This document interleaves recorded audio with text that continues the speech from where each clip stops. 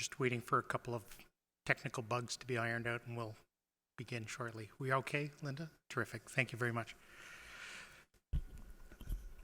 So, good evening, ladies and gentlemen. Welcome to Aurora's Property Standards Committee appeal hearing. I will start by introducing the members of the committee and staff. My name is Tom Plamondon, and I am the committee chair.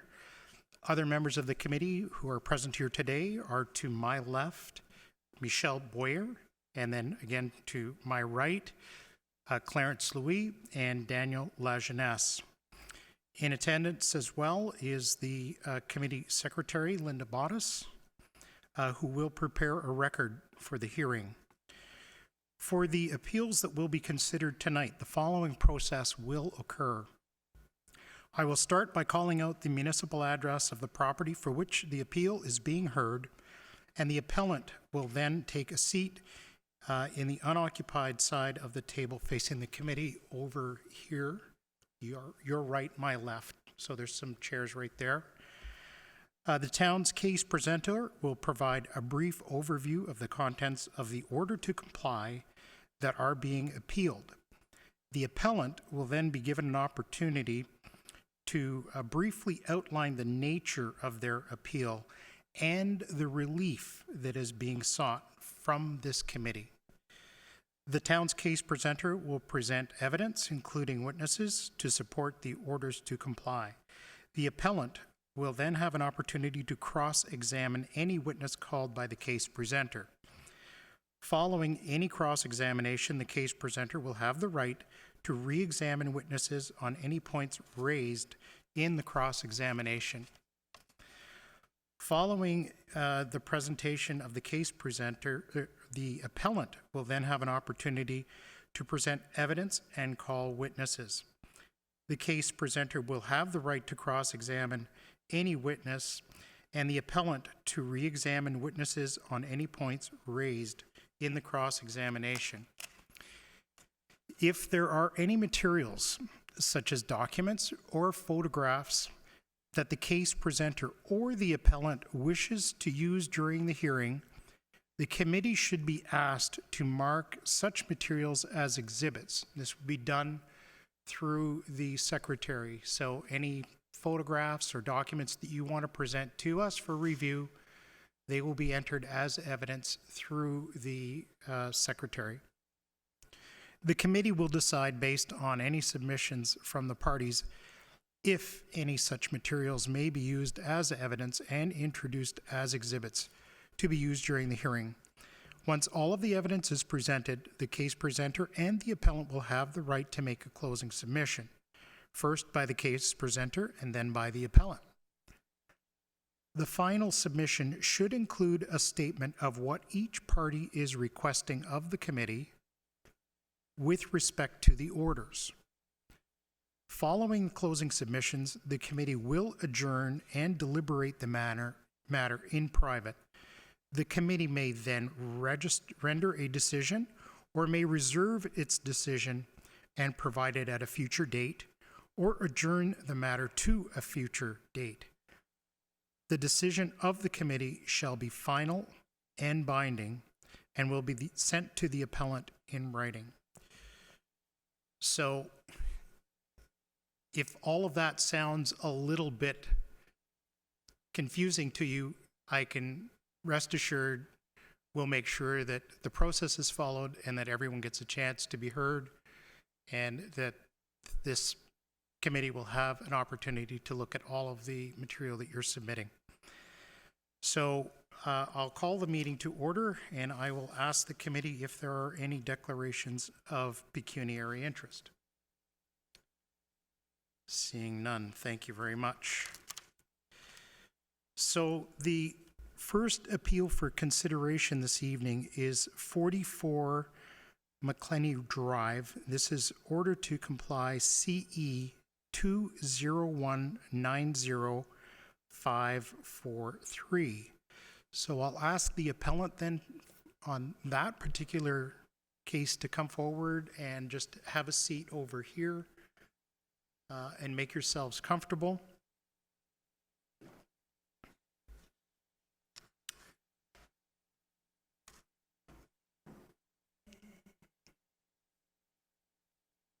Good evening. Welcome.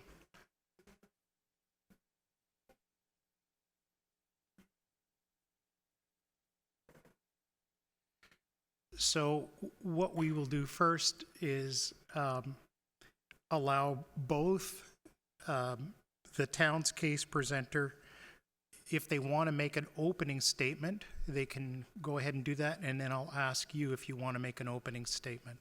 So I'll look to the town's case presenter. Is there an opening statement that you wish to make?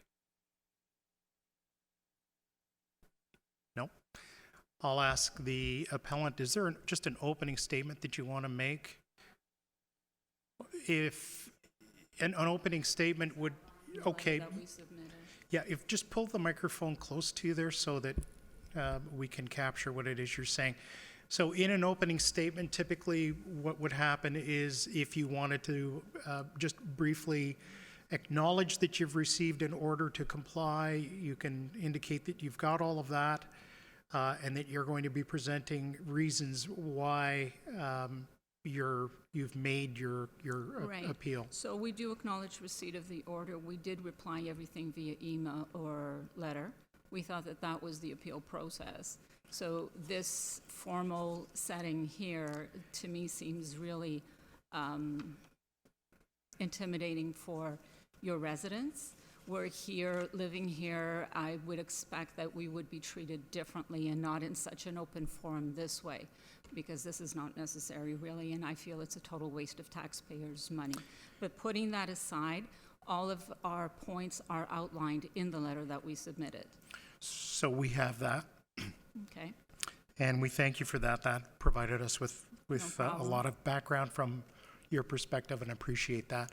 So that's fine. So what we'll do is we'll go to the town's case presenter and ask that you bring forward your evidence in this case. And for the benefit of the appellant, so that you know, we haven't seen anything other than your letter. Okay, so that's the reason for it being in this kind of an environment, is to allow impartiality across the board. Thank you. Thank you, Mr. Chair. Just a formality here, we would typically be swearing in witnesses, so you may elect to do that. And I think, Clarence, you normally manage that aspect of it. Sir, can you state your full name for the record? First name Mario, last name Munguia, And your last name is spelled? Munguia. Would you like to swear on the Bible or give an affirmation? Bible. Don't currently see one. Is there a Bible available?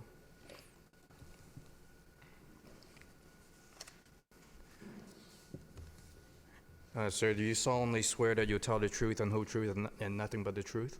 I do. Yeah, thank you. Yeah, please proceed. Go ahead. Members of committee, my name is Mario Munguia. I am a bylaw enforcement officer with the town of Aurora. I've been employed for about 10 months now. My responsibilities essentially include enforcing the town bylaw, including zoning, property standards, parking infractions, etc. So, on the 5th day of June, I did respond to a call at 44 McClenny Drive, which was, I guess, a concern about a metal roof. The complainant did make a record with our offices, advising that there was a concern for the winter months. The roof was a metal roof that didn't have any guards on the side of the house that was preventing snow and ice from falling. As you can see this picture here, Exhibit 4A, we can kind of use reference.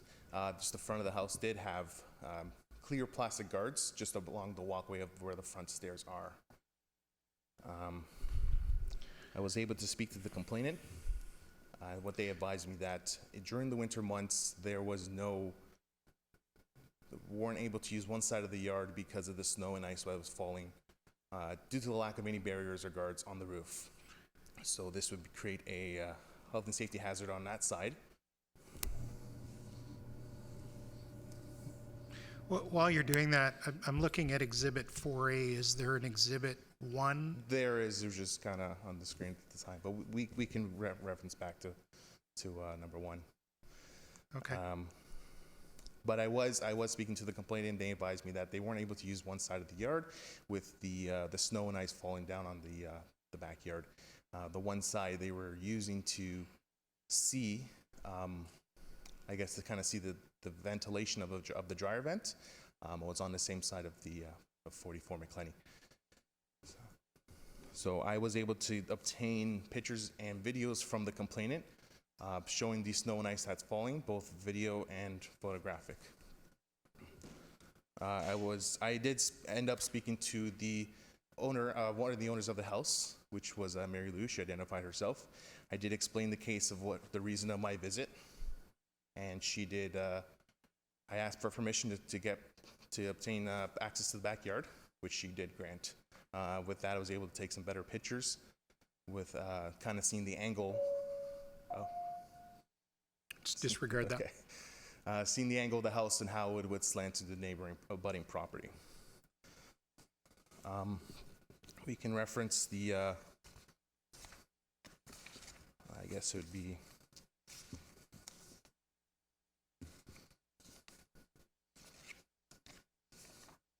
sorry, bear with me for a minute here.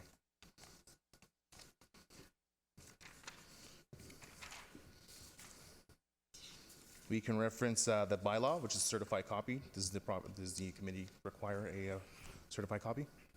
Thank you, yes. Okay.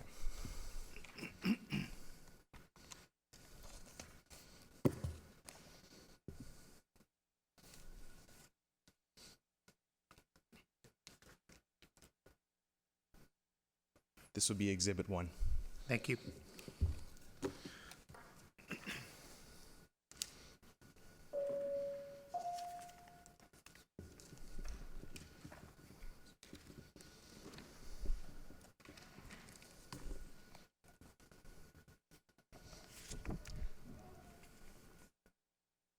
Exhibit 2 would be the order to comply issued to 44 McClenny, Carmen De Silva and Mary Lou Bernot. This will be Exhibit 2. Thank you. No circulation required. There we have copies of that, so thank you very much. Exhibit 2 would be the actual order to comply. So that is the document that I referenced at the very beginning of the hearing. Exhibit 3 is the tax assessment roll. It is certified as well. It states the owner of the house is Carmen De Silva. That's fine. Thank you. So moving on to the pictures that I have taken on the day of June 5th, there is going to be a first set, which would be the pictures I have taken. Unfortunately, they showed up upside down. Oh, thank you. This would be the front of the exterior side of the house. This is 44. You can see the metal roof that exists currently. 4B is a close-up shot. It's a little bit hard to see from this angle here, but you can see some plastic guards nearing the top of the middle portion of the roof that is there to prevent snow or ice from falling at a dangerous rate of speed. Exhibit 4C is another angle of the front of the house rather, over towards the walkway.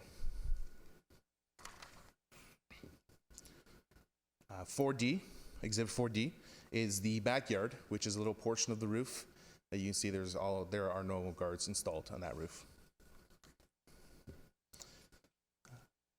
Exhibit 4E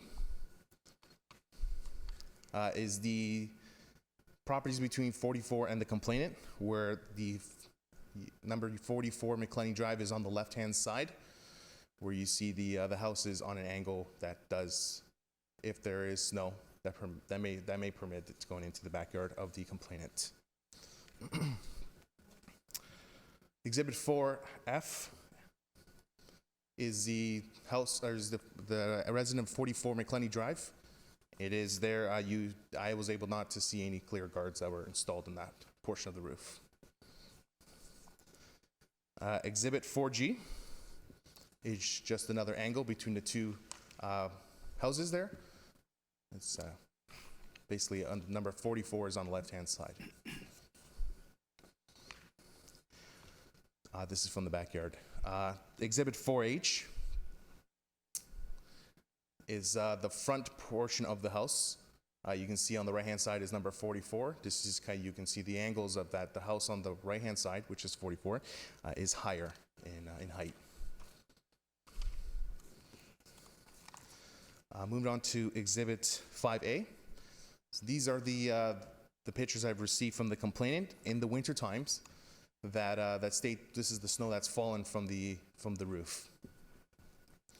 You can see on the bottom of the floor that there is disturbed snow, which led me to believe that this is from the other roof. The left-hand side, just closer to where number 5A is the dryer vent I was talking about earlier. Exhibit 5B is the snow off of 44 that looks like it is about to fall. I guess at that temperature it is, not too sure, but it is slightly hanging over the roof. Exhibit 5C is essentially a more in-depth picture view. On the left-hand side, you can see that snow is overhanging at quite a bit of a distance, ready to fall. Exhibit 5D essentially shows more disturbed snow. That's from the roof of 44. That the snow and ice has fallen onto the property of the abutting party. Exhibit 5E. You can kind of see this is the dryer vent, and the little melted snow is where the complainant would check the vent, and you can see the disturbed snow around the area that may be causing potential health and safety risks. And finally, Exhibit 5F. You can see some snow that's freshly fallen from the roof onto the abutting property. I do also have video footage that was provided to me by the complainant. Are you guys interested in seeing it? Yeah? Sure. Okay.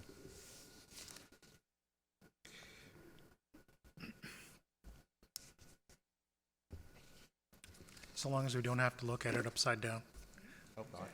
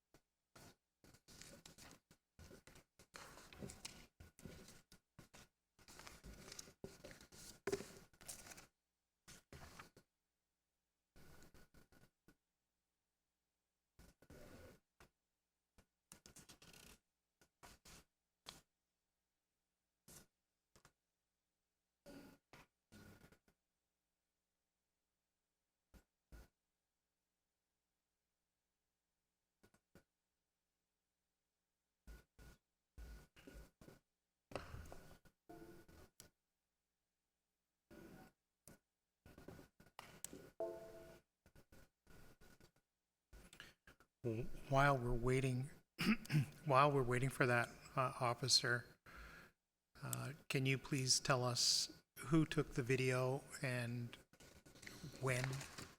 Do we have that information? The video was taken by the complainant during the winter months. The timestamp is on the video. It is, isn't it? Okay. Yeah.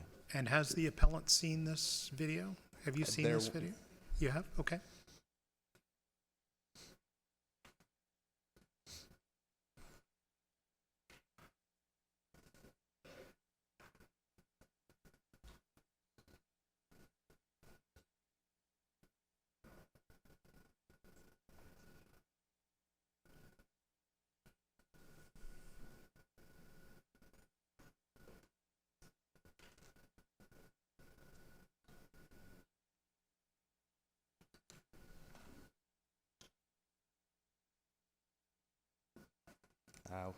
I guess the video is not working for the USB, so I guess I won't be using it for today's. All right, so it's not available this time? Not available this time. Okay. Is there anything else that you would like to add to your evidence? Nope. That's it for now. So, yes, and that is where we are going next. So, if my preamble sounded a little complex, you do get a chance to ask questions of the witness, and you can go ahead and do that now.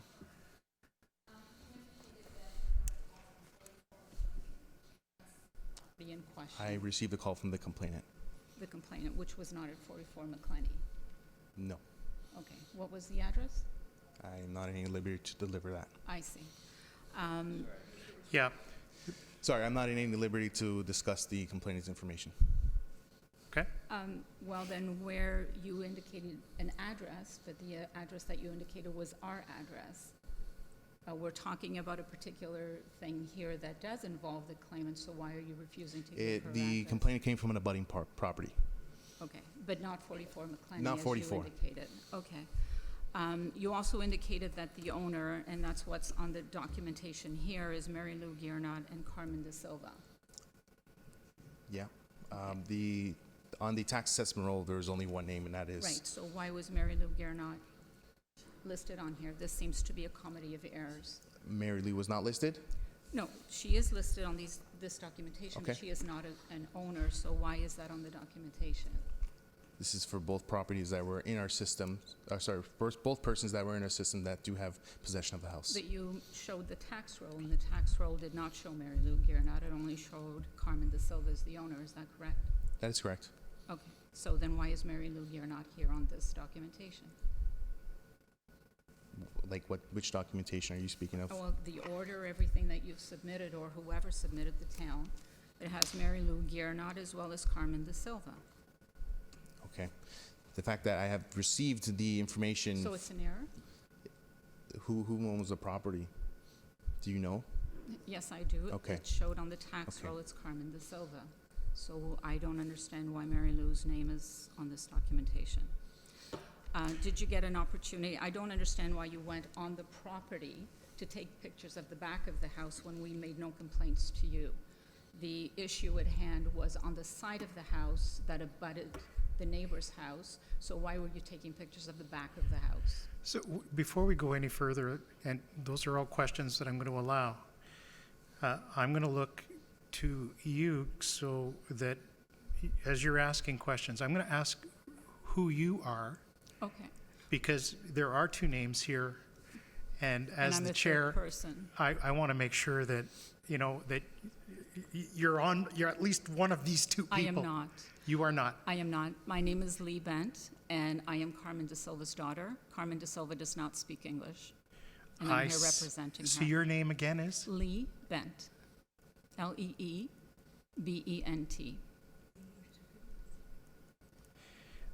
Okay, thank you. You're welcome. Is Carmen De Silva here? She's sitting to my right. She's sitting This there? is my mom, And next to her is? Mary Lou. Mary Lou Giernot, my sister. Okay. All right, so that at least clarifies that, and thank you. You're welcome. So I'll ask the case presenter then. There are two names here. Carmen De Silva is on the tax roll. Am I correct? That's correct. Is Mary Lou Giernut on the tax roll? That I have not seen, no. So can I ask you where that information came from? Or For the one name, sir? yeah, for Mary Lou, where that name came from? That name was in our system for whom are the owners for property from one of our programs. Okay. I'm sorry, for one of So- the programs? One of the programs we use to identify who owns a property. So there are a number of programs within the town of Aurora where information is kept. So for the purpose then of our deliberations here at the table, I think what we should do is, we can leave the name that's there, but I think our focus then should be on any order that comes forward from this committee, that it be specifically to Carmen De Silva, if the town is amenable to that. Okay, we agree. Agreed? Agreed. Okay. So continue. Okay. I think we've just resolved that, and we now know who we are in the presence of, so thank you. No problem, thank you. So if you can clarify why you took pictures of the back of the house when that was not relevant to the complaint? So I received the granted access from Mary Lou, who was home at the time. And Her understanding was that you were taking pictures relevant to to a this, fence, not a roof. When you went in, you inquired about a fence issue. I inquired about a fence issue as well, but that wasn't relevant to the most of the situation while I was there. I was there, which I did state to Mary Lou, I was there for taking concern about the roof, the metal roof. My understanding was, and Mary Lou was here, that it was about the fence. Okay. And then you inquired about the roof. My question again is, you then had access to the backyard and you just took all of these pictures that you felt like taking. Why were you taking a picture of the back of the house when that was not relevant to the side of the house? That side of the house was part of the roof that did not have any guards, which I seen was a concern. Okay, so why did we file a complaint with regards to snow falling on our property or ice at the back of the house or the front of the house? This was still just from a different angle from the back rear Okay, yard. but did we file a complaint with ice and snow falling at the back of the house, of 44 McClenny, and at the front of the house? The fact was that there was snow falling from the roof, so would have to investigate all angles. But did we make a complaint?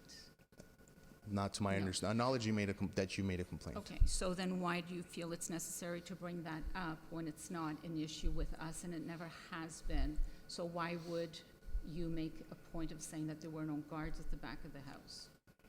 Made a point because that's the pictures what they showed, which was part of my Okay, but it's investigation. not relevant to the complaint. Was part of my investigation. Okay, but I would appreciate that you just stick to what is relevant to the complaint and not bring in other information that has nothing to do with the complaint, because it paints a picture for the people that are here.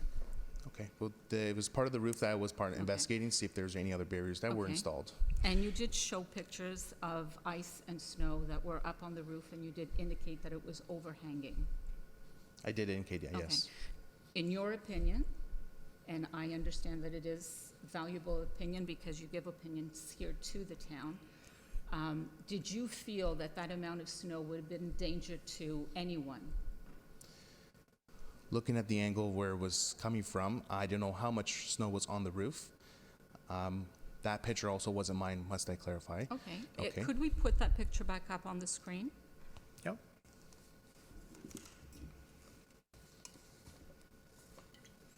I'll just remind both the case presenter and the appellant that this committee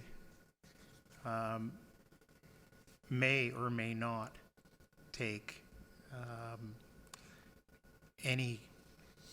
put any value on some of these pictures.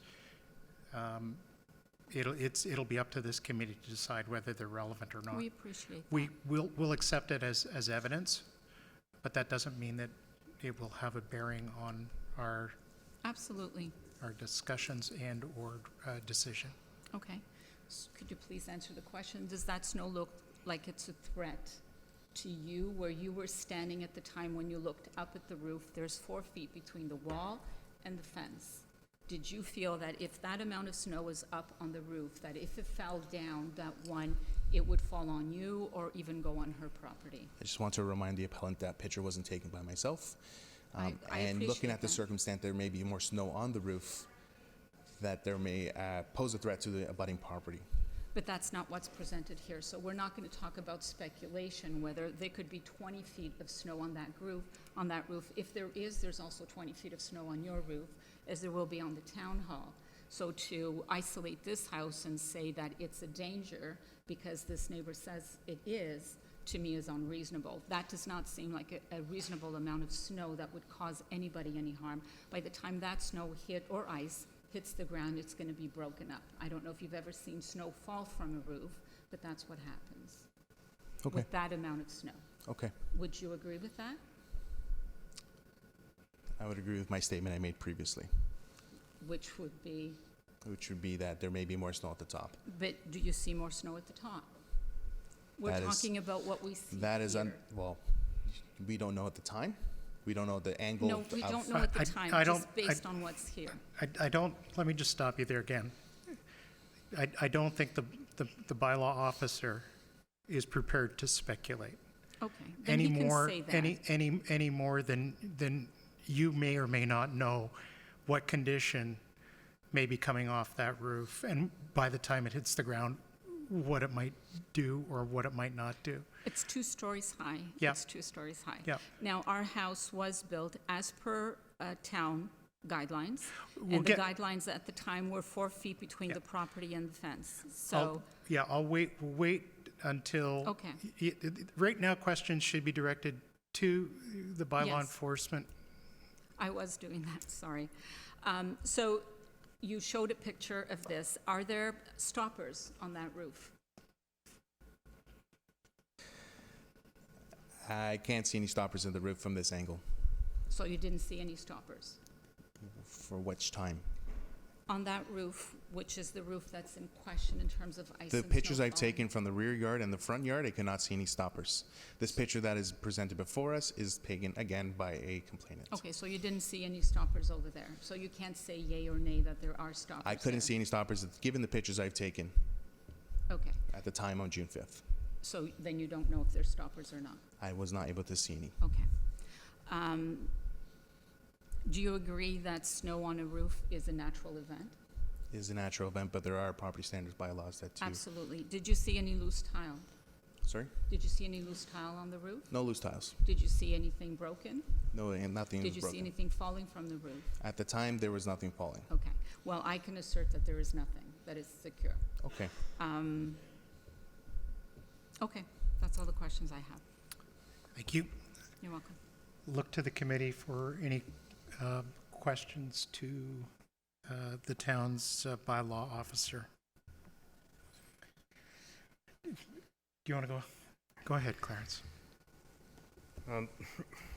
Sir, I'm struggling, and maybe you can help me with this. So you took us through some pictures and showing one side of the house and then the other. I can't. Can you maybe pull up?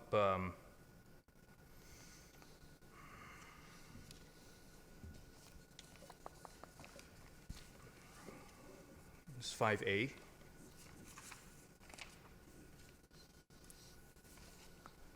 Okay, no, the 5A isn't one. I want to find maybe 4A. Sorry.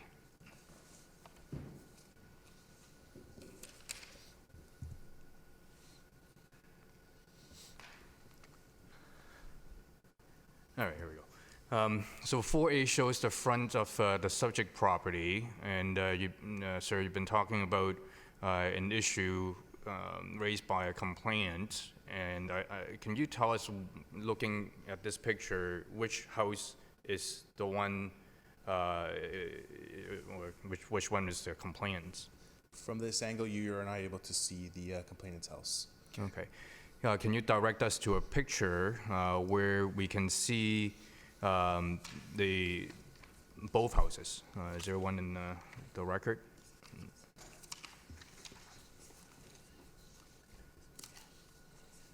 That would be Exhibit 4H. All right, let's pull up 4H.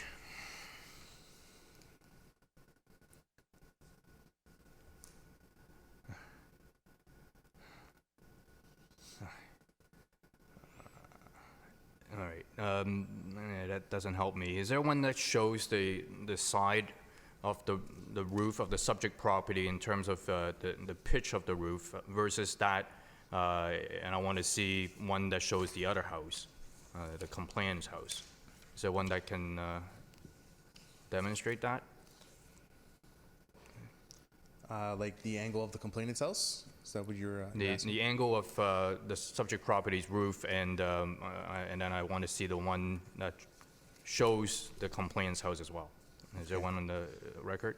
There would be either Exhibit 4G. That's, It doesn't show the side of the house. Is there one that shows the side of the house? Their side, like the complainant's side of the house? Like I taken can from see the there. complainant's house on, I think what you're saying is on the right-hand side of the picture. On the left-hand side of the picture, what I want to see is the roof on the side of the house, not on the back of the house. Is there another one that you can direct us to? Is that? same pitch. It doesn't say. The pitch that you see here is the same pitch as you're looking at on the other side. It doesn't help me at all. So you're gonna be sloping back down and sloping back in towards the fence on both sides. I don't believe I have a picture of that. All right, that's fine.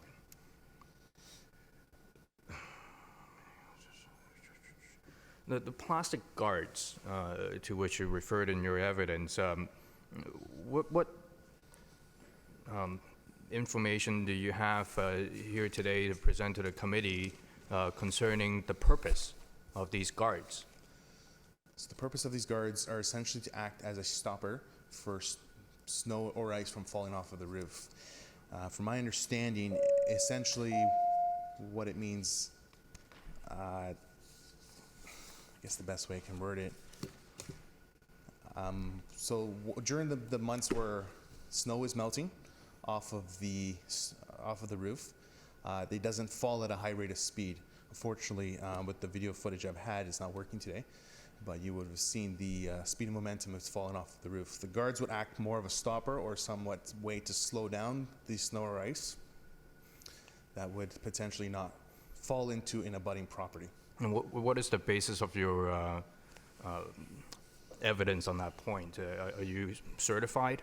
I'm not certified. Okay. So you're asking this committee, are you not, to take some sort of a quasi-judicial notice concerning the use and the purpose of some sort of a plastic guard on the roof? Or of some sort of barrier to prevent what is happening on the abutting property. Okay. And is it fair to say that the town, beyond the evidence that you have presented, did not go and consult, for example, a roofing contractor with respect to whether plastic guards should have been installed on the side of the property, or the method or the standard in the industry concerning what would have been applicable or acceptable in the circumstances? That would be essentially, I guess, up to the contractor or the installer of the roof to place those there. Okay.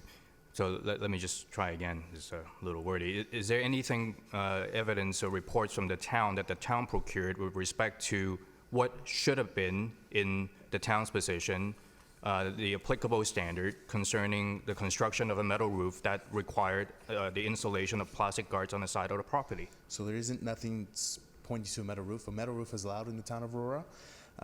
However, there is a section of property standards where it does speak to what roofs are and how they should be. There are a few sections here speaking from free from loose or unsecured objects or materials, free from all other accident, fire, or safety hazards. Essentially would be those two under the property standards. I will give you the reference. It's section 5.8.2, subsection H, 2 and 3. And that's naturally leads into my next line of questions.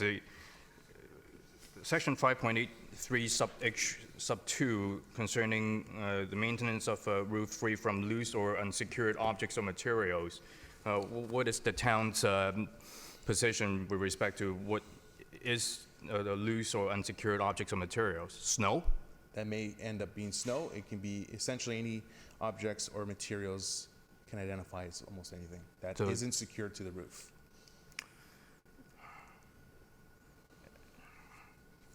And given the technical difficulty, there's no video that we can see to show somehow that the snow was falling off from the roof into the complainant's property. Is We that- can try again if we can give it another shot. Because, I mean, the issue I have is there are pictures taken by the complainant of snow. Yeah. It doesn't quite tie from which property the snow came off, right? So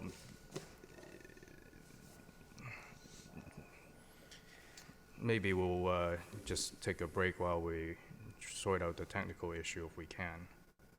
Do you have any other questions? No, I have a whole lot more. That's a problem. Are they related to that? Badly presented. Yeah.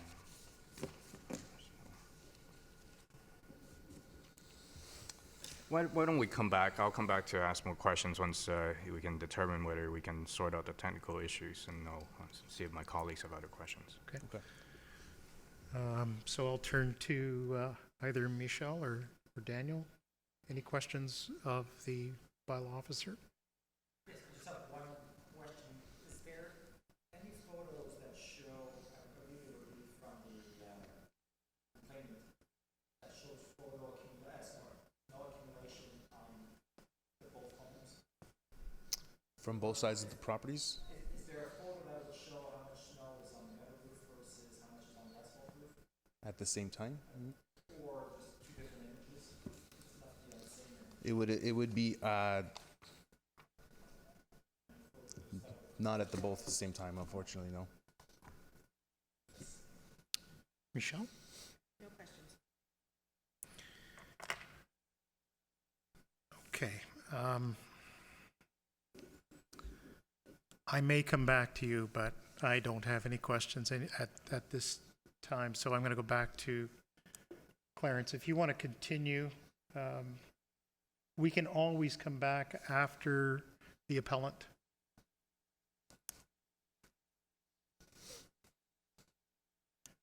I think I share some of the same concerns because when you're, and I mentioned this to the appellant, when we see photographs that are taken by someone else at a certain period that's focused on one particular thing, no date, no conditions, there's no way for us to determine where that material, where that snow came from. And so it's very, very hard for us to put an awful lot of weight to it. So, but we may come back to that. So if that's all of the evidence that you have, I will then look to the appellant. And I'll ask you, well, yeah, you can just stay right where you are if you wish. I'll let you go right ahead, but I will just suggest to you that we do have this letter that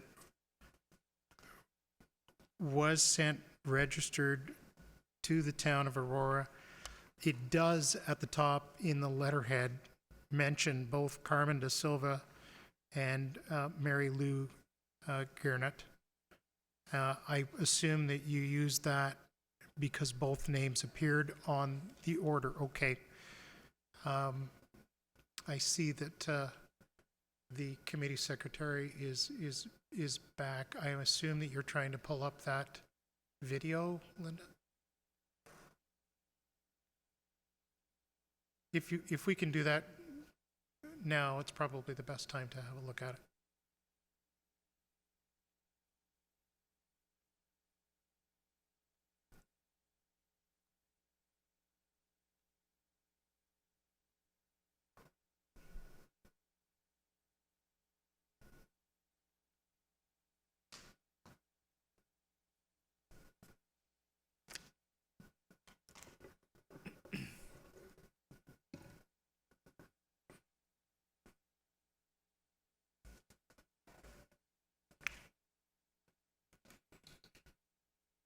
If my granddaughter were here, she'd have that working in no time at all. No disrespect to town staff or any of us sitting at this table.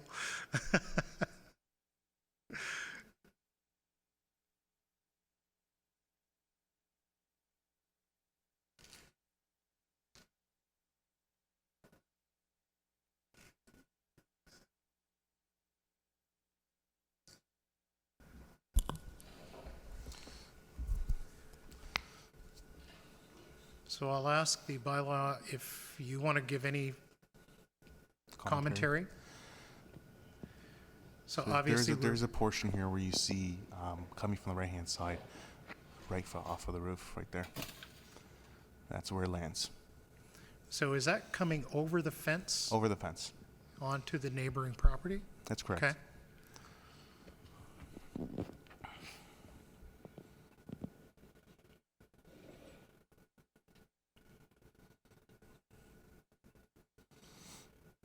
Looks like we're about halfway through the video clip there.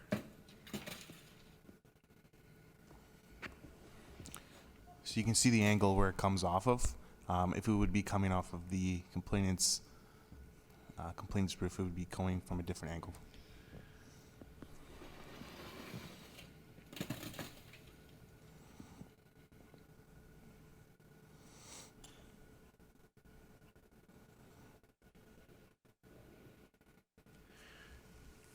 So it would be your assumption then, if there were snow blockers, we'll call them that it would either slow these down or break them apart before landing on anyone's property? Yes, it would stop the projection of, or the speed of the snow coming down, given that the metal is a more slippery surface than shingles, and nothing there to stop it.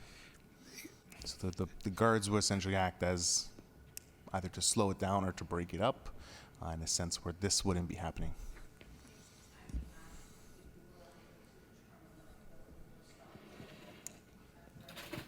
You couldn't see them. As I've taken. Installed on that side? Because on the appeal, they was stated that they weren't installed there for a specific reason.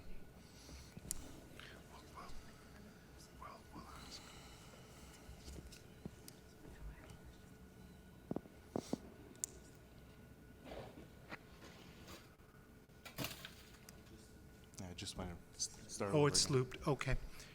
Thank you, Linda, for, Thank you, Linda. I'm going to assume, just before you go, is that the second one? No, I'm looking at the date.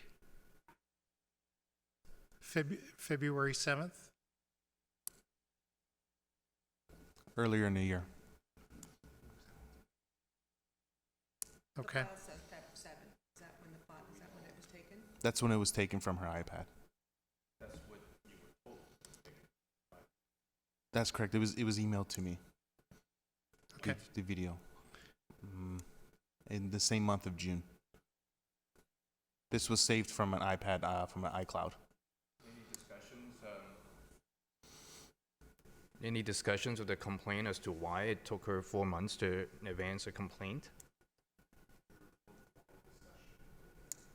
There was no formal discussion in regards to the time distance where it was reported. Good point. All right, thank you. I will then, Michelle, please,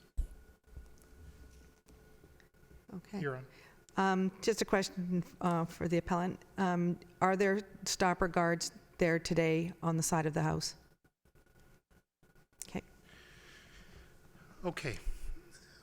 Thank you, and thank you for making that work. Very helpful. So, please go right ahead. I think you'll probably provide us a bit of a summary of what's in your letter as evidence. Can you push the little, okay, thank you. Sorry. You're good. Okay. The roof has been there for well over 23 years. There's never been any issue with this roof. It was built in compliance with the contractor. He built it based on what the guidelines were, which I'm assuming They have to follow some kind of a code if they are installing roofs, and everything was done based on what they suggested and what needed to be done. We've never had any issues with that roof. Obviously, we live there, we use the front door, we use the back door. There's never been any issues, there's been no injury, there's been no complaints, including from the neighbor. This is a complaint, as I stated in there, out of spite. So, having said that, we consulted with a roof contractor when we received the letter from the town, or the complaint, just to make sure that we knew what we had. We were told that you don't have to have stoppers on the side. It's just where there's the main entrances, as we had. We also consulted with the insurance to make sure that we weren't in violation of anything. And by the way, we also consulted with the town with regards to the bylaws and what there was in place in terms of metal roofs. And they weren't able to provide us any more information other than what the bylaw quoted as loose debris, safety, as outlined. I should ask, and my colleague just mentioned and reminded me, normally, and this may sound a little odd to you, we ask you to take an oath. I will. And if you wouldn't mind, you can either just do an oath on the Bible, or just an open. So nothing but the truth in regards to this. My just- name just- is Lee Bent. And for the record, just can you state your name again? Lee Bent, Leebent. Thank you. Before you give us your evidence, you told us earlier your relations to the property owner. Do you reside at the property? I do not, but I'm often there. I live 2 blocks away. Okay. So, because of that, we can only take your evidence with the weight it deserves, because you're not the property owner. But go ahead. Okay. Is that it? Can I go back? Yes, please, yeah. Or wherever you're most comfortable. This is perfect. So the roof has been there for in excess of 20 years. There's never been any complaints. The complaints that have occurred have been in the last 2 years because there's been a falling out in the relationship. This has been very upsetting for her, especially given the relationship that existed before. So there is no loose material. There is no cracked material. There is nothing loose on the roof. And the individual that gave evidence earlier indicated as much, that he didn't see any broken anything anywhere. What is on the roof, as there is with everyone's roof, is snow and ice in the winter, and those pictures were taken when there was a thaw, and the roof will fall. The snow and ice will fall off the roof, as it does with my house, and I have an asphalt roof. There is no accumulation of snow or ice there that would cause an injury to anyone from what I can see. I did see the video as well, and I understand that there was some ice coming down. Just for the record, the neighbor does not use the backyard at all during the winter and never has.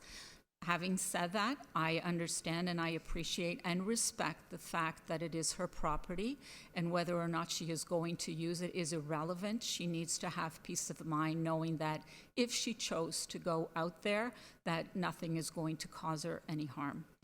Now, the house is built according to town guidelines. There were inspectors that went, and the distance from the wall of the house to the gate at 44 McClenny, my mom's house, is 4 feet. I believe it's actually a little bit more than that. From the fence line to their garage, they've got a gate, as you saw, and I believe it's 3.5 feet. Beyond there, from the wall of the garage to the back, the window in question that she mentions, there's an additional 10 feet. So I don't know how ice from the roof could actually make its way to her window and her dryer vent. But I understand the situation. Everything that we've done has been according to town bylaw. This isn't about that ice. This is a deeper issue on the neighbor's part. And it's sad to see that some individuals will use that and take up everyone's valuable time and taxpayers' money because they have difficulty dealing with certain things.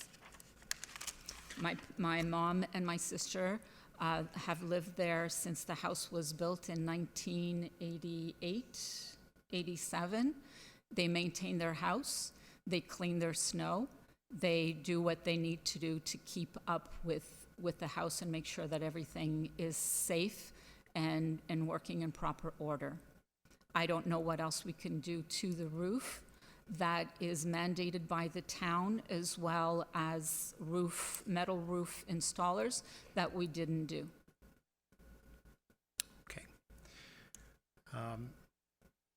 Is there anything that either other party there wishes to? I don't think you want to No? hear what she needs to say. Yeah.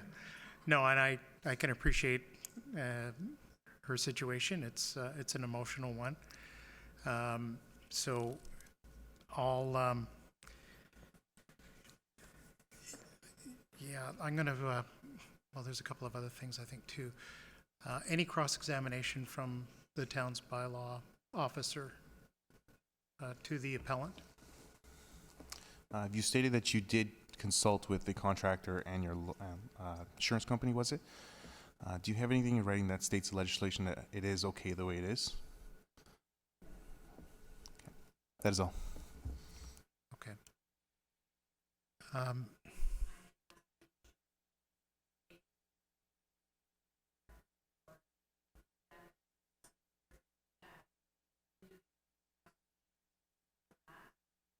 Yeah. Right. Okay. So I've got a couple of things, but I'm going to go to the members of the committee. Anything, any questions to the appellant at this point? I do. Go ahead, Michelle. Just a quick question on the, what are we calling, the snow guards, the guards that you have on the front. When you checked with your roofer, did you check to see if you could put those safety guards up now after the fact on that roof, given it was installed over 20 years ago? Installed because, especially in the thaw, with the heat on the roof and the ice, it loosens it and it becomes very noisy, and then it may just fall. So they wanted. Now they have a granddaughter that comes to the property and she likes to play outside, so they want to make sure that everything is proper. So they have been looking into doing that, and the neighbor knew that. Okay, thank you. You're welcome. Oh, comments are welcome. Go ahead, Daniel.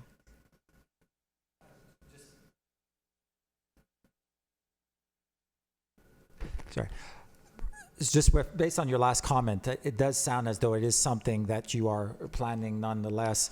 I think my only comment, sort of to support what you're saying, is unfortunately, whether it's the officer, ourselves, this whole process, once the complaint is made, it begins something which has to continue. So it's not that an officer or us or whomever is doing something extra. It's that this is the process that was initiated by the individual.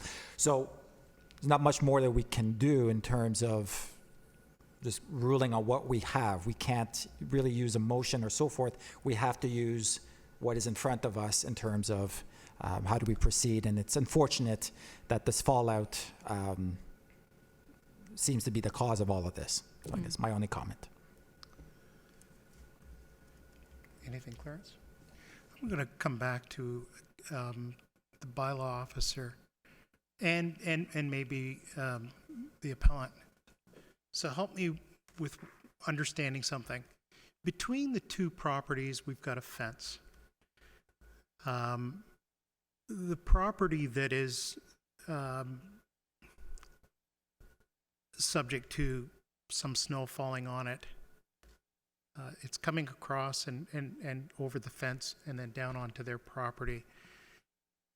Do you recall if there seems to be a concern about a dryer vent. That's not a safety issue, but are there any doors or patio doors or means of access from that side of the house into that side of the property? So you're speaking into where the snow falls, correct? Correct. I know there is a gate on the front of both of those, if I'm not mistaken. Correct, yeah, there's a gate access from the front side of the house Right. into the backyard. There's also a side door there. There is a side door there. There's a side door, yeah. And on your property, is there a side door there? There's nothing. And where it's coming off the roof, it's at the second level, right? Yes. And on the other side, I'm looking at basically a projection of a two-car garage. Mm-hmm. And then there's a jog Mm-hmm. that adds a little bit of space. From your letter, that's what I'm reading. Yes. It's about 18 feet 18 feet or so? between the walls. Okay. And there is a gate on your side. Does that go, is there a pathway or something that There's a pathway to the backyard. to the backyard? And you're talking about grandkids and what have you coming over? Yes. And I looked at the back of your property there, and there seems to be a ground floor projection, and then it's 2 stories. On that small projection, there's no guards there, but it's only windows underneath it. Yes. And on either side of that, I don't recall any openings, door openings or patio openings. Are there? No. There's a door on the west side, on the other side of the house. So I'm speculating because I don't recall from the photographs seeing any roof guards on that little projection or above on the second floor area roof. Am I correct there? You are correct, and that's what they're considering doing because the little granddaughter likes to go play outside in the winter. So if they're considering that, would they consider going down the side as well? That was a consideration that they were making. Right. Unfortunately, financially, right now, it's just not feasible for them, I see. for her. Okay. All right. Okay, thank you for that. I'm going to ask then, with no further questions from the committee, the town, any closing remarks? What are we asking for here? My closing remarks would be for the recommendation of the order to install some sort of guards or barriers on that side of the roof to prevent the health and safety hazard. And we're only dealing with that side of the house, am I correct? That is the only side that is a concern. Okay, thank you. And I'll ask Lee Bent. On what the town's guideline is in terms of metal roofs and guards. Is there a bylaw that says that there must? So the metal roof is fine. It's permitted. It's not an issue. But there is a section in the bylaw that essentially states that the guards would act as something that would prevent any loose objects or materials coming off of the roof, right?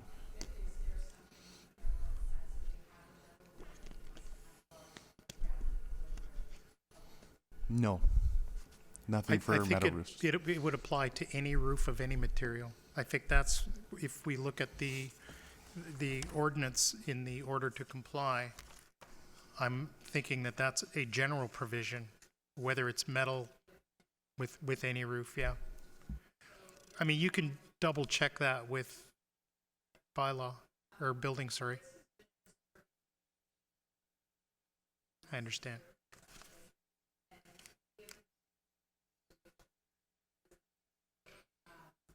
And I don't know why this complaint was made. We live next door. She's been in our house many, many, many times. She would always come over and ask for eggs and whatever. All she had to do was knock on the door, or if she didn't feel that she could address us face-to-face, email, phone call, voicemail, leave a note on the door, wait till they leave a note on the door saying, "Hey, Mary Lou, this is an issue for me. Can you please give me some time so we can discuss?" It was done very sneakily, and it's an issue for them because of the nature of the relationship before. And I know that this is not, that emotion does not fall into any of this. I get all of that, so I'm trying to deal with that as well. Understood. So if there's a bylaw that says that there needs to be stops all the way around, then it should apply to every single house. Why is it applying just to our house? Because there was a complaint made, or because this is a bylaw that should be in place? Good evening, Ms. Bent. My name's Alex Ray. I'm the manager of bylaw services. So if I may, just a couple points to your question. So roofs are typically governed under the Ontario Building Code. It's separate from bylaw legislation. And to Mr. Chair's point, depending on slopes of roof, materials of roof, etc., that's where the stipulations come in terms of controls, if you want to call it that. So you will not find that specifically written in the legislation in the property standards bylaw that we are here today to speak about. In terms of materials on the roof, they do have to be contained, and I think we've stated our position on that. In addition to that, the process of the complaint, and I understand your concern about other roofs in the community or other issues. The department is complaint driven at the direction of council, and they feel that that is a fair approach as opposed to proactive enforcement and officers arbitrarily picking issues throughout the community. The downfall to complaint driven is it unfortunately does create situations oftentimes in neighbor disputes, which I believe is an element in why we are here today. My officers have a responsibility legally when a complaint is received, as I'm sure you understand and appreciate, to investigate and take action in accordance with the legislation when a complaint is brought forward. So although I do acknowledge and recognize that there are likely other concerns in the community, we are complaint driven only.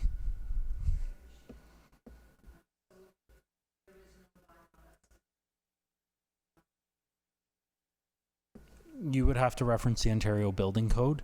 When your home was initially constructed, it would have been constructed based on the approved plans of the day, which would have spoken to materials that the roof was initially constructed out of, exterior finish, plumbing, etc. It all forms part of that building permit application process.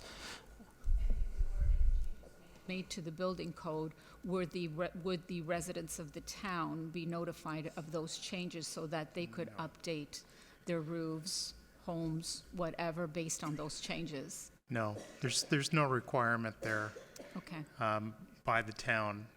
The building code gets changed on a regular basis. It gets updated, materials change. So no. okay. I think their main concern is that there isn't the type of snow accumulation on the roof that would cause any stress or any damage. When there is a blizzard or any form of a snowstorm, yes, there is things that happen beyond our control. So is that something that an individual needs to be penalized for when it's something out of their control? And they do have the house built to code, at least based on when the house was built, et cetera, et cetera. So the roof is all done based to code. The town inspected it. Appreciate that. Thank you. So we will take a brief recess, and we'll take all of the evidence into consideration. We'll return shortly. Thank you.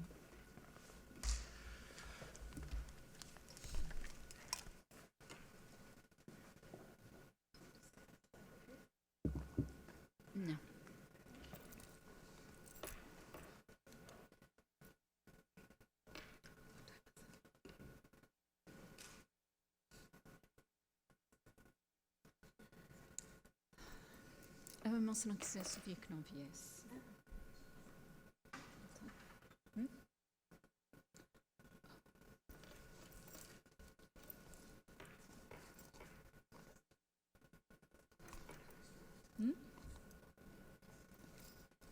7:15.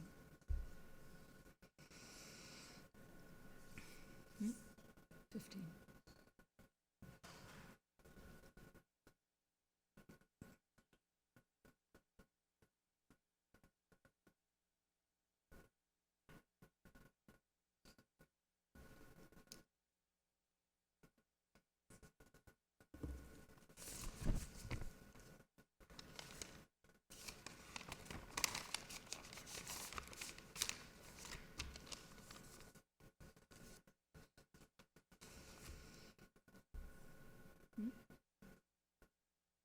Sorry?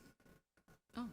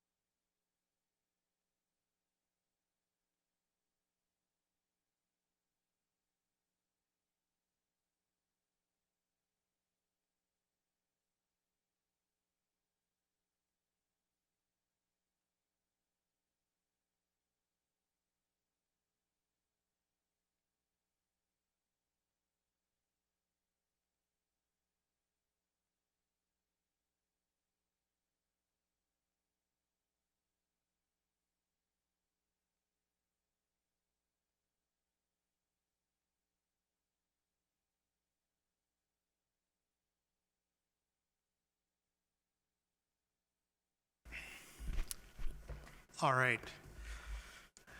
So, what I am going to do here is I am going to preface a motion that will be made. And I'll go through our standard, there is a standard script for this, so bear with me. So upon hearing the submission of the appellant and town staff on behalf of the corporation of the town of Aurora and reviewing all of the evidence as submitted, it is the decision of the Property Standards Committee that Property Standards Order Number CE 201-90543 is confirmed, however modified. And the modifying is as follows: that the property owner, with full intention of making some modifications to the snow management on the roof, as I understand the rear of the property, that rather than the rear of the property, that the modifications be made to the side of the property, and that the modifications be carried out within the period of 1 year in order to allow the property owner time to put the necessary financial requirements together in order to do that. So we are suggesting that the requirements of the order be fulfilled 1 year from today. That would be September the 5th, 2020. I'll look for a motion to that effect from the committee.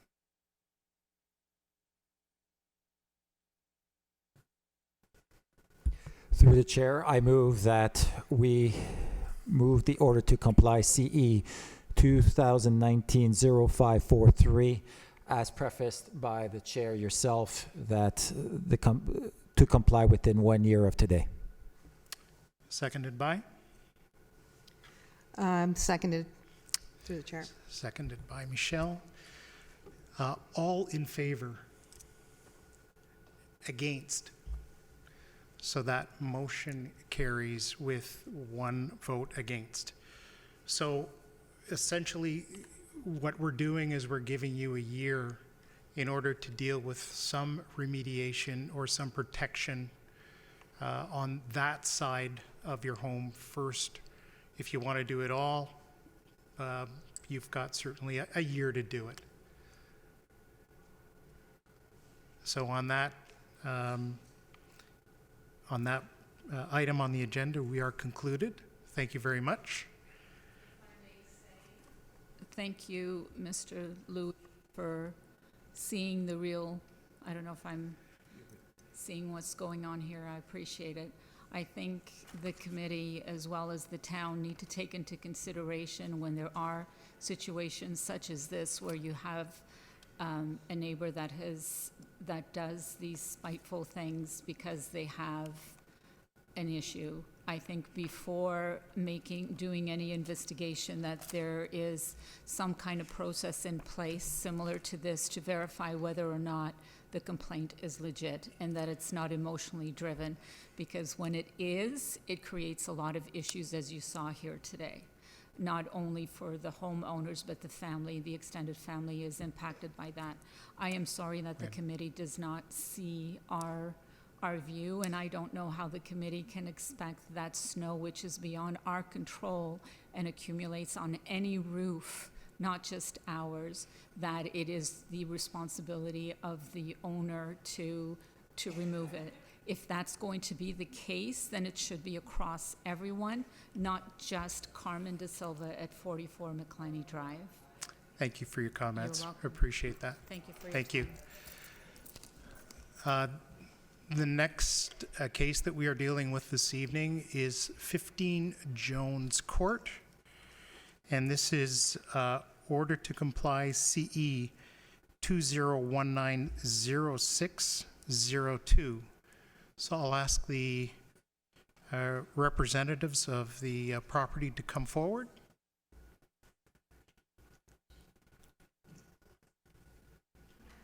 Good evening, welcome. And are there any opening statements then from the town on this? No, Through you, Mr. Chair. No. no, thank you very much. Please identify yourself and any opening statements that you would like to make. Can you, there's a little, okay, great, we've got you now. Thank you. Yeah, Mujgan Munjezi is my name. I received the order about my basement apartment that there are some safety concern. And when I talked to Eric, I told him that, of course, if there's any safety issue, I want to fix it. But the problem was my tenant in the basement, he didn't let me get in to fix the issues. So that's why I asked for extension. If I can have more time to fix, the tenant is not there anymore. Okay. And I started some of the jobs already. So you're essentially asking for an extension to the order? That's Okay, that's thank you. I should ask first then, the town, are there any of the violations that have been noted dealt with to your knowledge? Through you, Mr. Chair, to my knowledge, no. I have not seen anything fixed or anything else since my initial inspection. Okay, so,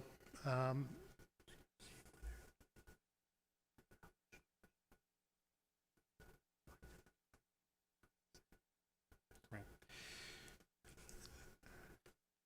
So my colleague just made a very good suggestion.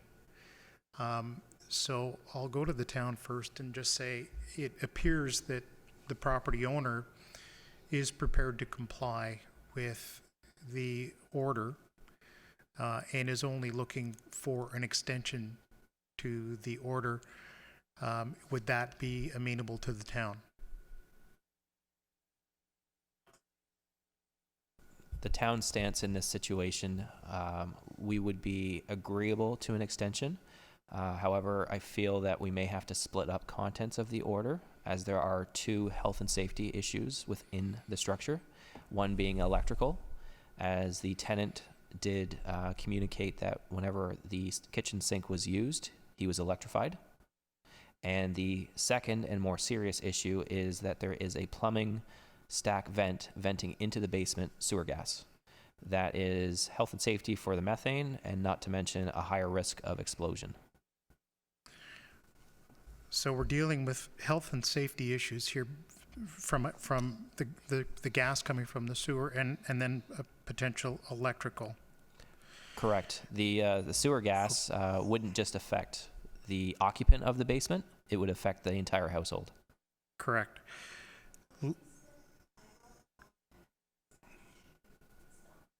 So on the electrical issue and on the venting issue, sewer issue, gases, if I was to say to you, how much time would you need to address those issues? How much time would you need? So it's done. On the electrical?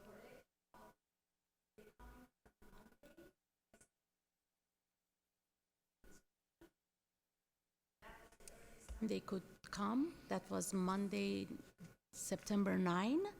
After they come, as soon as they come and they tell me what I have to do, if there's any issue I have to fix, I will bring in a certified electrician and I will do that part as well.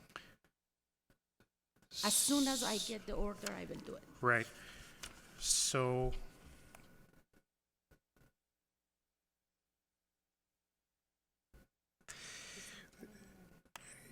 the tenant is gone.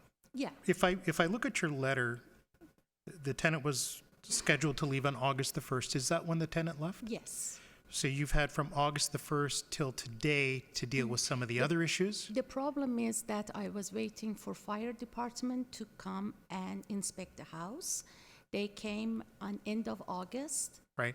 and they gave me the order that the issue that I have to do. So as soon as they gave me the order, I contacted the ESA, and September 9 is the earliest that Okay. they can come and do the inspection.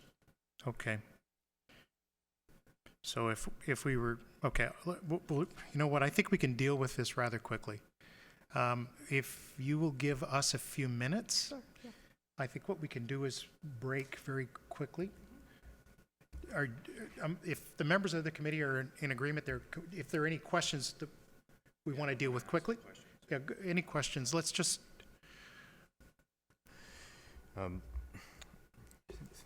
Miss, thank you for your earlier comments.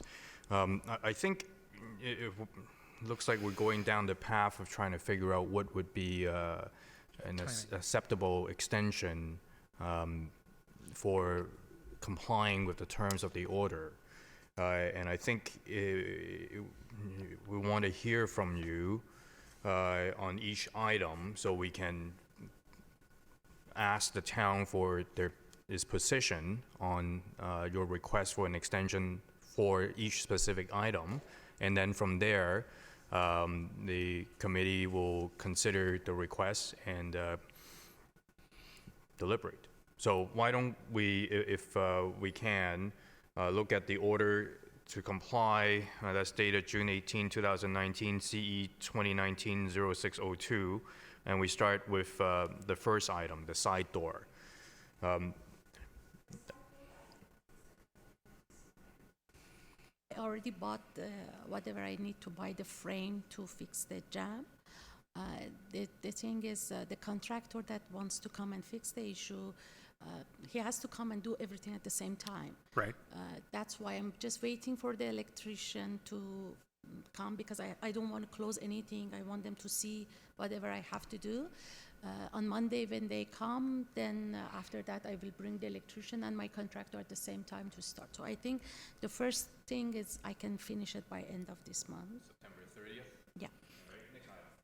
Basement apartment violation, or rather, Property Standards Bylaw, Section 5.11.1.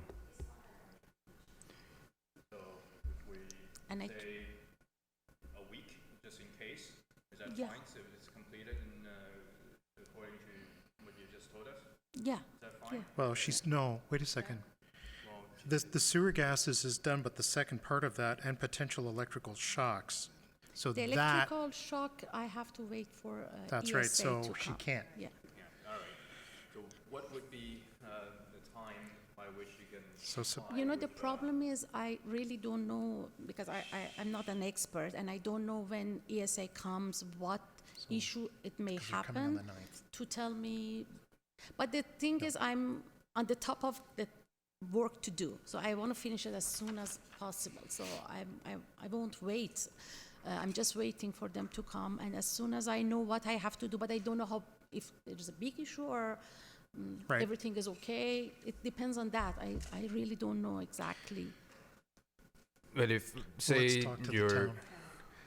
So look, to the bylaw officer, so, I mean, we're talking about, if she has done dealt with sewer and gas, that's what she's saying, so we could do a follow-up inspection on that fairly quickly.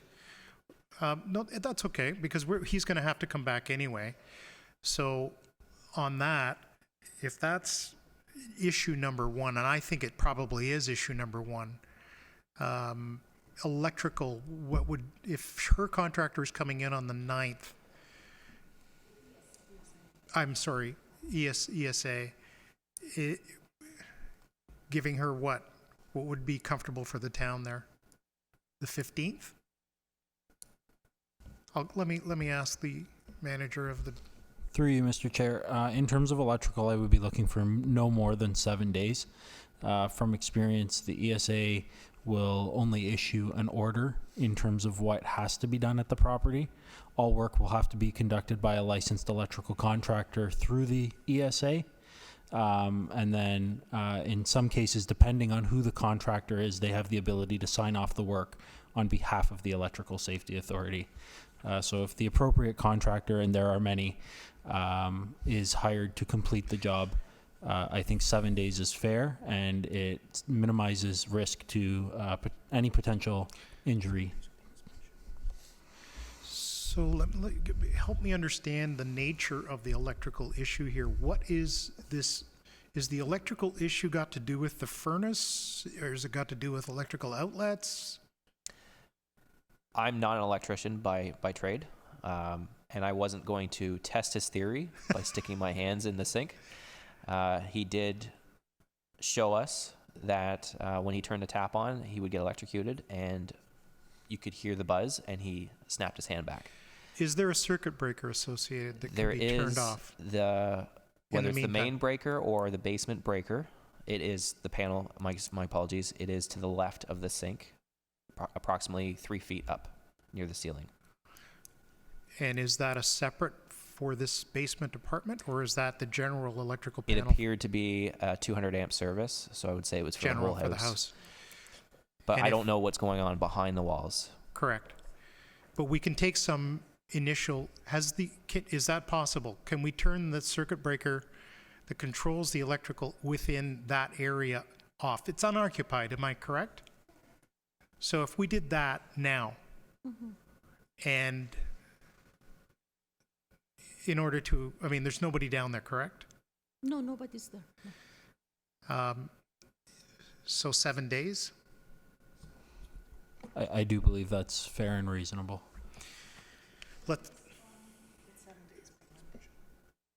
I'm sorry. So, So that would be the 16th. Yeah, so it would be the 16th.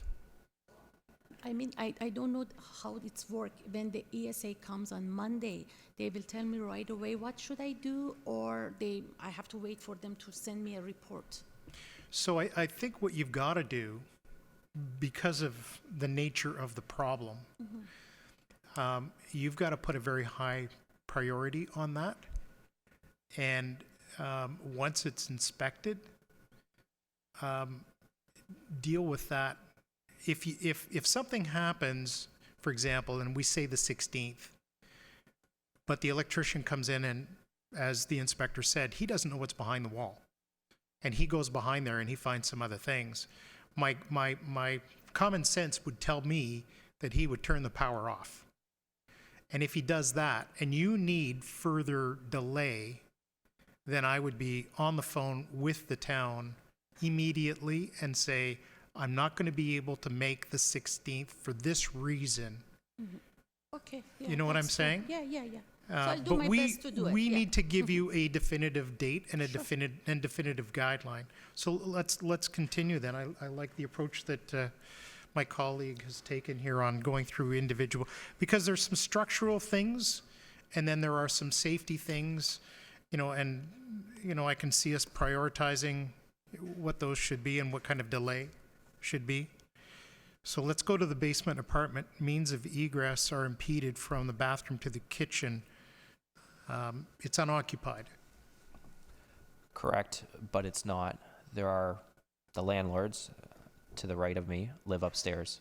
They could go downstairs. They could use that space. It is their property. God forbid a fire occurs and their means of egress are impeded. We're already dealing with sewer gas issues and electrical issues. The risk of fire is a lot higher. Correct.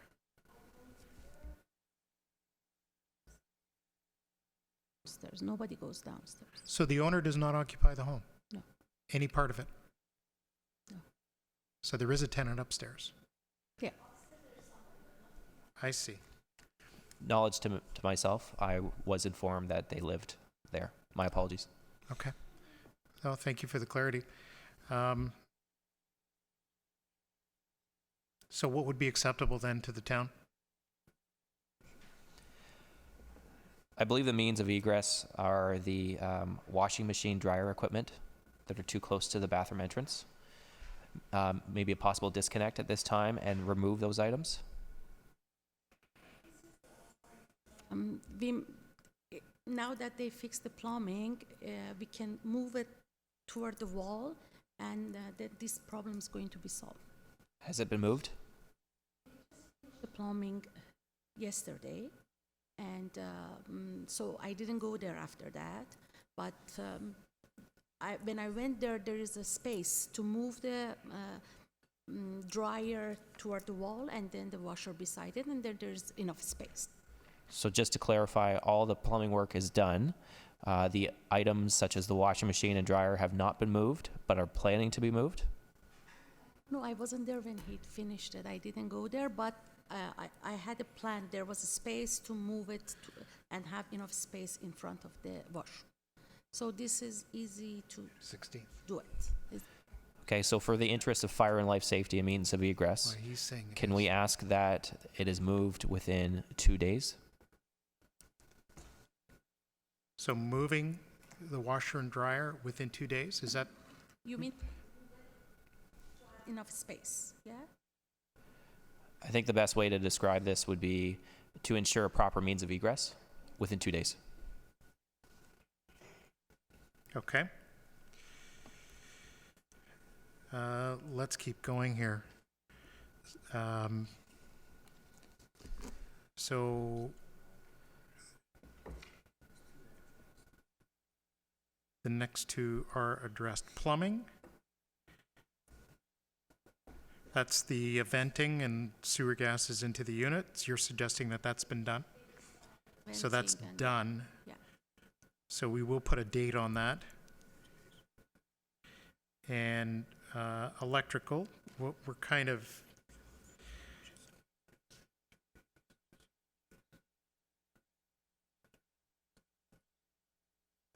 right, yeah.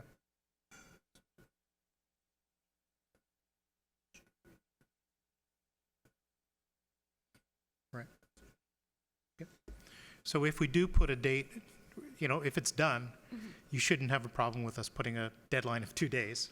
Yeah, yeah. Because what I'm we're going to okay with also suggest here is, I think, an inspection, you know, on each of these dates, that we allow the inspectors to go in and reconfirm that that has taken place, and appreciate that.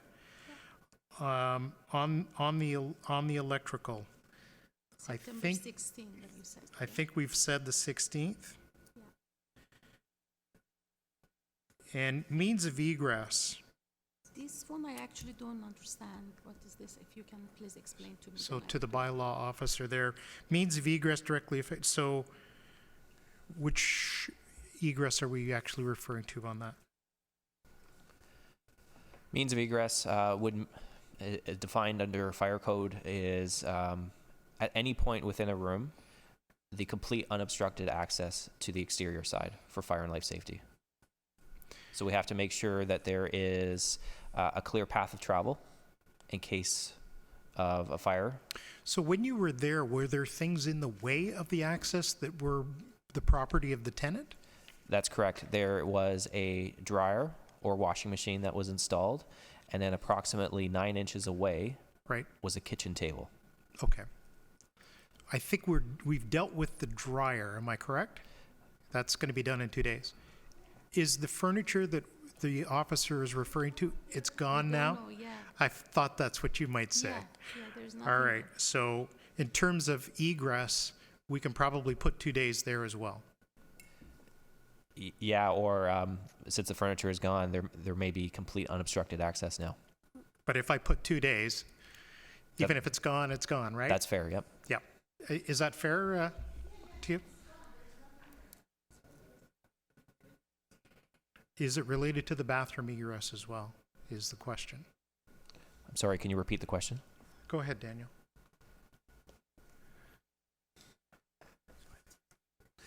Thank you, through the chair. So there's egress in two different locations based because of two sections of the bylaw. One you're referring to just general, and one is referring from bathroom to kitchen. Are both solved in the previous conversations that we had, or is there a different egress that we should address as well? No, that would be solved. That's solved as well. Okay, thank you. Yeah, I'm marking there 2 days.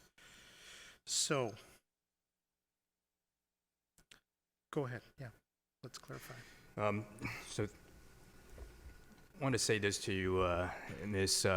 We and I commend you for doing what's necessary to comply with the order. And I think it's very much a useful exercise that we've just undertaken when both parties are sitting together and working out a solution on consent. And again, I thank you for that. It saves a lot of the town's and the committee's time when we can work out a solution.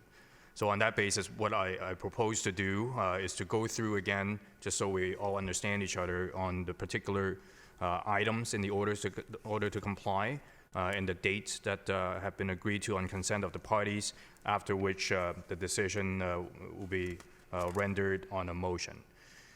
Concerning the order to comply dated June 18, 2019, CE 2019-0602, the parties consent as follows. With respect to the location of the side door, that violation will be remedied by September 30th.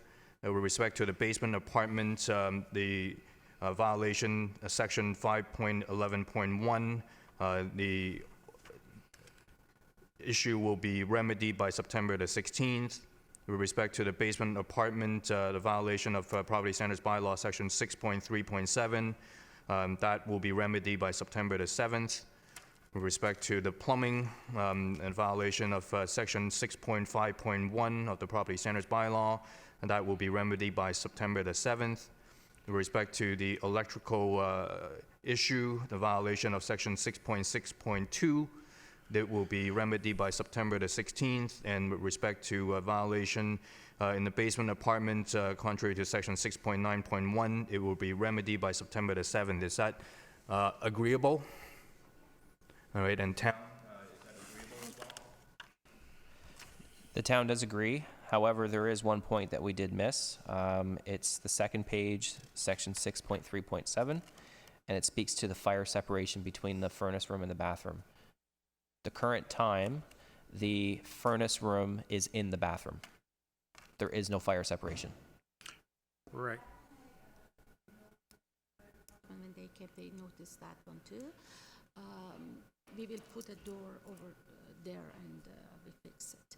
But I cannot do it right now because the problem is I have to put in the ceiling the fire-rated Yes. drywall. And so I want to finish that, and after that, I will put a door over there. Would the 16th give you enough time? I don't, Or the 30th? no, I have to first finish all the electrical things, and putting the drywall on furnace is not that easy because of all the things that is there. Right. If that be end of September, it's better for me. September it's 30th, more, town? Through you, Mr. Chair, I would be in support of September 30th with the comment that if it could be done sooner, it would be appreciated, only because the upstairs is occupied and it is a fire separation. And in the event that something unfortunate were to happen, it would help mitigate that risk. And through you, Mr. Chair, we are agreeable to the dates. My only ask is, in terms of plumbing and electrical, if the town could obtain copies of the reports based on the completed work, as we are not subject experts on plumbing or electrical, it would support the case and confirm that the work has been done professionally and appropriately in accordance with standards. So again, what the town is asking for is, once your work has been completed, now I'm just thinking here. Well, the onus is on you then, because normally when orders like this are given, they're given to the property owner, and then it's up to the property owner to carry out the work, and then the town comes back and inspects it and signs off, and the order is closed. I'll make a suggestion that in order to help you and make life easier for you and the town, I would share this document, the order to comply, with your contractors, whether it's the electrician and if the plumbing work is done, then, I mean, the town is going to know when it does its inspection that those issues have been addressed. But in order for your contractor or whoever's doing this work to ensure that everything that's on this list is being covered off that they have to do, make sure that they see it. Okay? And that,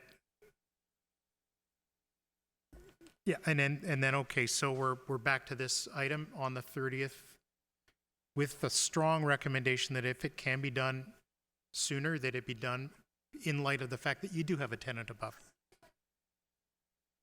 Sure, if Right. you want. Yeah, you'll have to coordinate with the town because we're setting out specific dates for completion. So I would expect that the town will be in touch with you in order to schedule some follow-up inspections. And if So I have that's- any problem, I can contact and ask for more time, yeah? You can't, no, this order is there. No, I, the problem is, the only thing that I concern, when I do the electrical job, Yes. I think ESA has to come and see and tell me this is okay, you can go ahead, and then I can close stuff. Like, I cannot close the roofing for the furnace.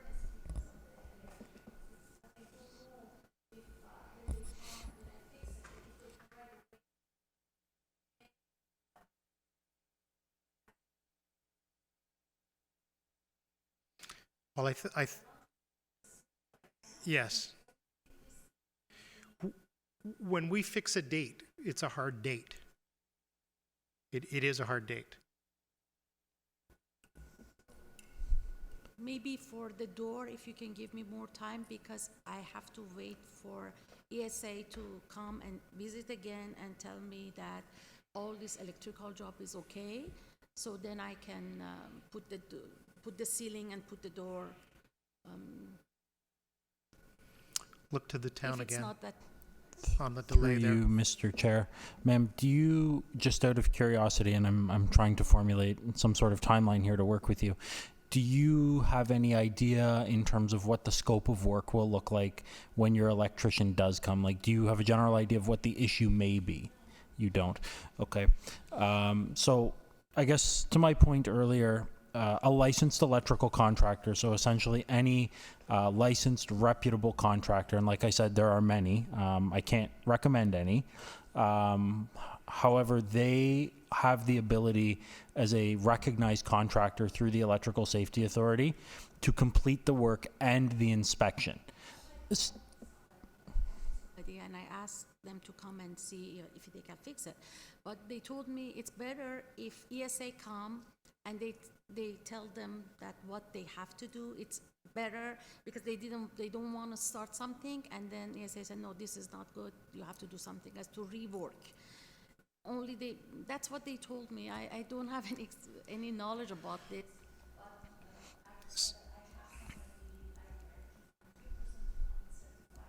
Right.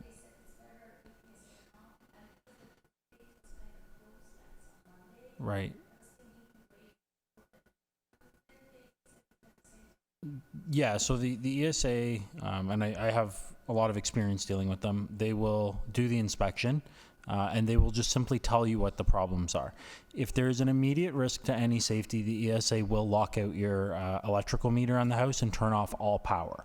At that time, they would recommend to you to hire a licensed electrical contractor to come in and complete the work based on their expertise and their reason for turning off the power. So kind of back to my point, they will, the contractor at that point will do the work and inspect the work if they are a licensed electrical contractor. So in terms of timelines to remedy the issue, I do understand the process that typically wiring is in the ceiling and you're not going to put the drywall up before you fix the electrical. It makes sense. I do have urgency in terms of the electrical work, and I will remain solid to the date that I've said, and I think we are in agreement on of the 7 days for the response and the work for the Electrical Safety Authority. However, my opinion is in terms of the drywall fire separation, which my officer has spoken to, and I understand you are working in partnership with Central York Fire Services on, at a maximum, And I say again with strong caution, if it can be done sooner, I would greatly appreciate it. At a maximum, I would permit until October 15th, which is an additional 2 weeks from the original date of September 30th. That is from my position, and at the end of the day, the committee does have the final say. That is a very solid, firm date. At the end, the committee does have the say, but that is the position of the town. All right, let's make sure that we've got the right delay for the right item on the list. So if I can ask the bylaw inspector, just let's make double sure here that we're putting the right date on the right item. Through you, Mr. Chair, the October 15th, 2019 date would apply for the fire separation of the furnace room, which is located in the bathroom.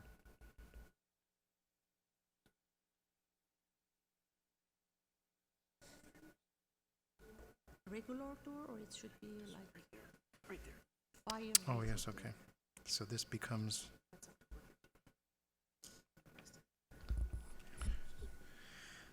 So just to be clear, we're talking about the basement apartment, and we're talking about the fact that there is no fire separation between the furnace room and the habitable area, in brackets, bathroom, and that's October 15th. Am I correct? Through you, Mr. Chair, yes, that's correct. All right. I believe the appellant had a question for me, if that's approved If through there's you. a question there, yes, we're working together here. Thank you. Regular door for furnace, or it should be a fire rated door. Yes, so I'm not a fire inspector. Fire is not my background by trade. However, from experience, and you will be able to confirm this with your inspector at Central York Fire, because the furnace room is typically gas powered, natural gas or propane type heat, there is risk of fire and explosion. My recommendation, as a recommendation from us, likely a requirement from the fire department, is going to be that that door is a fire rated door. They said you are okay with that. Yes, that's correct. They are the higher code. It's a code issue, so you can confirm that. And yeah. All right, so I think we have all of the bases covered. With that, I will look to, we're going to need a motion on all of this. And I think we have already clarified what the conditions are. So what we're going to do here is, let me just do it this way, okay? Upon hearing the submissions of the appellant and the town staff on behalf of the Corporation of the Town of Aurora, and review of the items contained in the order to comply, property standards order number CE 2019-02 0602 be confirmed in its entirety with delays as agreed by the appellant and the town of Aurora, be modified in accordance with the dates as specified, given verbally, and be carried out no later than those dates. And I'll look for a motion. Michelle? Through the chair, I would like to make a motion on the description as stated by the chair. Thank you. Seconded by? Clarence, and all in favor? All right, so that carries. So what we did was we broke from normal procedure with the consent of the town and the appellant, and we thank you for doing it that way. It has saved us some time and obviously added a lot of clarity to what needs to be done in a timely manner. So thank you very much to both. Thank you. And you'll receive this in writing so that you'll have those dates nailed down. and please coordinate with the town on follow-up inspections. Thank you very much. Have a good evening. The next item on the agenda is the third one and final one. It's 10 Johnson Road. This is order to comply 2019-0892. And I'll ask that the property owner or appellant come forward. Have a seat, sir. Make yourself comfortable.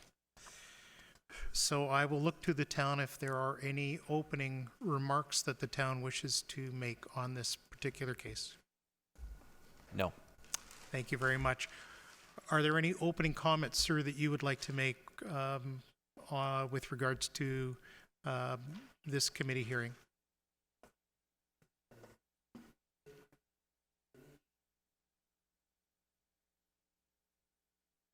Theory is bother who, but I don't know the law. I am 18 years living in the Canada, and I am very happy, very good people. I am 16 years living in the Aurora, but I don't know exactly the law because I am not lawman. I am handyman, and I don't know, for example, say the name for somebody. This is legal or illegally. My neighbor, you have a power, you can come in, ask my neighbor. Very, very bad people. I don't know. I hope go to good. 2 nurses, the mother dead inside the home, and mother called to hospital. 2 daughters in the nurse.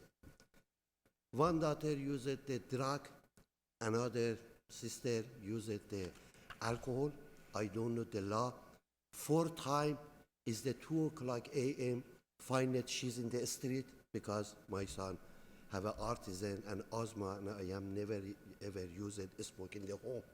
I'm coming outside and see her to -28, 32. She's in the snow, very cold, and go to bed. I take it her. I'm coming talk to my wife because she's woman. I can't touch it. Please help to her. She's all the time coming knock to my door because mentally have a problem. I am scared go to shower. My wife go help to her. I don't know why she's complaining for me. All the time she's push me. Your backyard have a dragon. This is the nature. What can I do? He push me. I am go to Canadian Tire, buy the fans, take it the dragon, put it over the Major Mackenzie. My son joking with me, Daddy, after 3 days she's come back. I don't know what can I do. You have a dog. I don't have a dog, but this dragon not my dragon. You know. Okay. So I think I gather from your comments that there is obviously some issue between her and you, and you're trying to be a good neighbor. I understand that. I am sorry. I am talking. I am caught. You're talking. Is now. I am very nervous because I don't know. For example, you help me. I am good or bad. All the time, help to help. For example, maybe I am sick. Maybe the neighbor sick. Not can cut the grass. Mm-hmm. She can come in. Excuse me. You can cut your grass. Not complain for me in the law. You know, this is not right. Okay. Unfortunately, someone has filed a complaint, and my understanding is that you have already taken some steps to address some of these issues. So if that is in fact the case, I think what I will do is I will ask the town to provide us just a snapshot of what we are dealing with in terms of the order, and perhaps then the property owner can tell us what they've done in order to address some of those issues, and we can proceed on that basis, if that makes sense in this case. You're suggesting that we just read through the order, kind of line by line, and ask the appellant? I'd like to see some of the Some of the issues. photos? Some of the photos in this case, because I think if we go through a little bit of it, or, you know, maybe abbreviate it a bit. That's okay. If we can approach it that way. Sure. And we'll ask, Clarence, do you want to do the oath?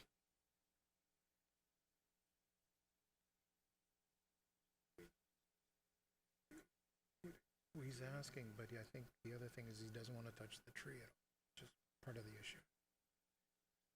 No, right.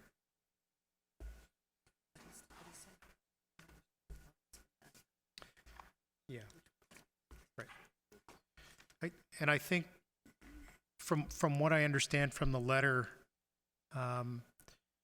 he's asking for an extension with the exception, I think, of the tree, but let's see what the current situation is, and maybe he'll be able to elaborate on what he's already done in relation to the tree, and then we can talk about what he intends to do and his time frame.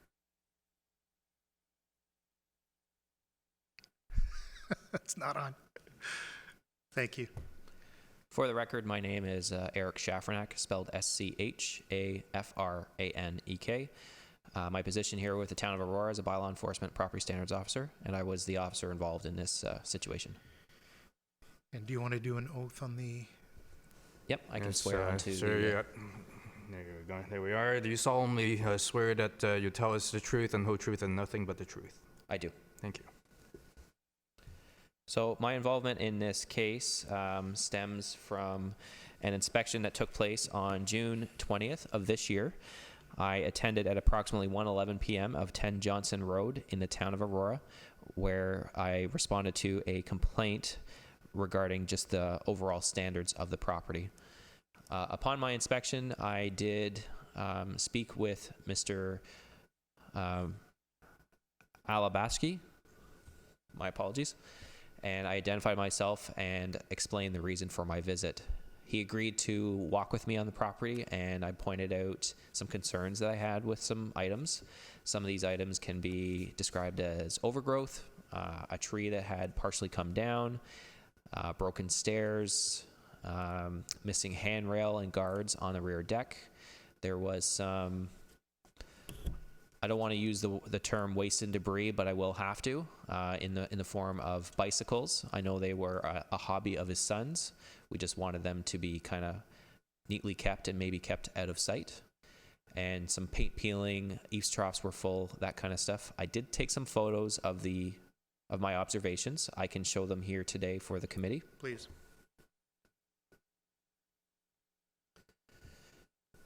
So this one here is a broken stair tread at the side deck of the house. Exhibit 1. 1A. Thank you. The next photo is the rear deck with a very short handrail, as you can see on the right-hand side, and no guard as per the requirements of the Ontario Building Code. And next photo. This is some of the debris. We got tires. Maybe looks like a section of cold rolled steel on the ground. There's some bicycles and sporting equipment in the back and heavy overgrowth. Next photo, please. I know I missed the previous two exhibits, so those were Exhibit 1B. Next was 1C. This one would be 1D. This is the large limb that partially came down in the rear of the property. As well noted the heavy overgrowth. Next photo, please. Exhibit 1E, some debris, yard waste, and overgrowth in the kind of the pool area. Next photo, please. This is the side deck. It would be Exhibit 1E. F, my apologies. Not a problem. The deck seems okay. It's just the heavy overgrowth around the area. Next photo, please. Exhibit 1G, and this is the side yard where the deck from the previous photo we just saw, as you can see the heavy overgrowth. Next photo. I was told there is a existing swimming pool. It was closed, we'll call it, not in use, and just the weeds and grass took over. This would be Exhibit 1H.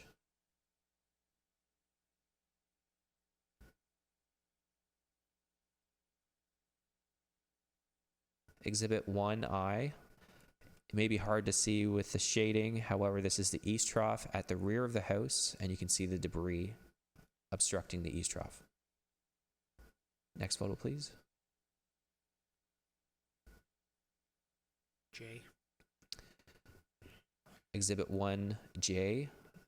The shading is also a little tough to see. However, there is paint peeling on the soffit.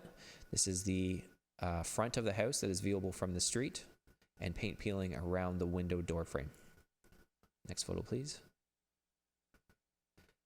This would be Exhibit 1K, and this is the main door viewable from the street of 10 Johnson Road, where you can see the paint peeling around the door frame.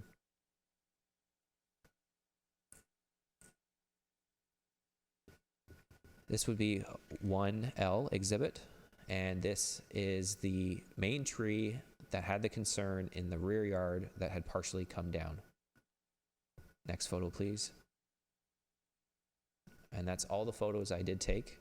I believe you still have a copy of the bylaw, which we will label Exhibit 2. Thank you. And I do have the order. I believe you guys as well, and we will label that Exhibit 3. And I do have the tax assessment roll that shows the people before you are the property owners of 10 Johnson Road.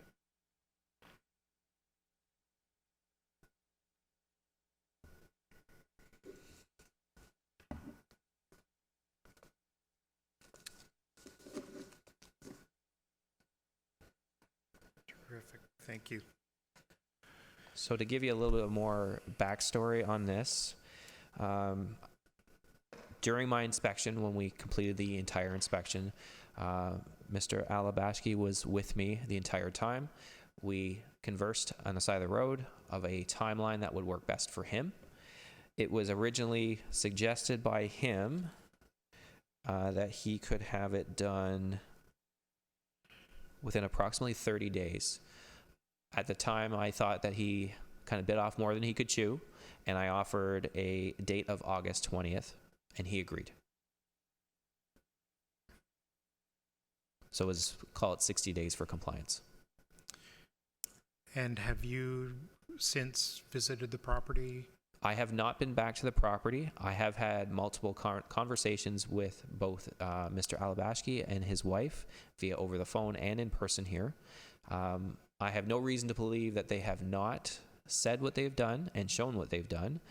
They have cleaned up the property quite a bit. I do believe that there is still one outstanding issue for them, which would be the tree. Okay. And is that the scope of the evidence that you wish to submit? Yes. Thank you. No problem. Sir, do you have any questions that you would like to ask the bylaw?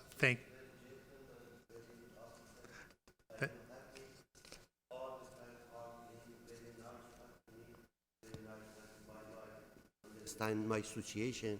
I am happy. Thank you so much. Thanks a lot. Thank you.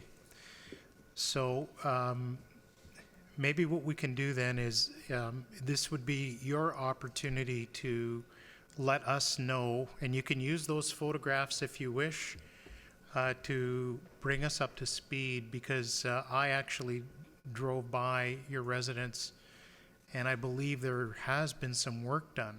So can you let us know what you've been able to accomplish to address some of the issues that we've been looking at? I take it the picture, everything finished. Oh, everything is finished? Yeah, Okay. everything finished. So I think if that's the case, that would have to follow an inspection by the town's officer to confirm all of that, and we can set a date for that.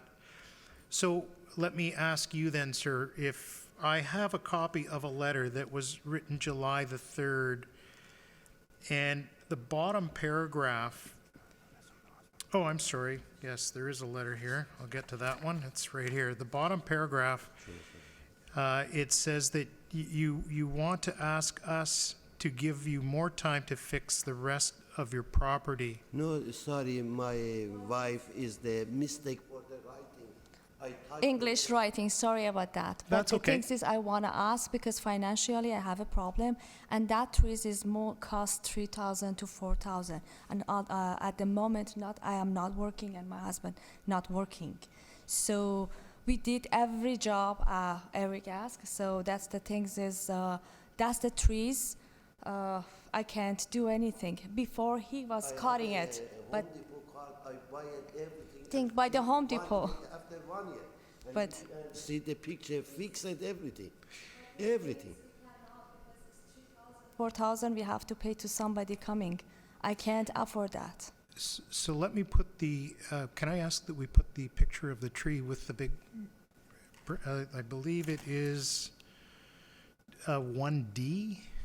Is it 1D?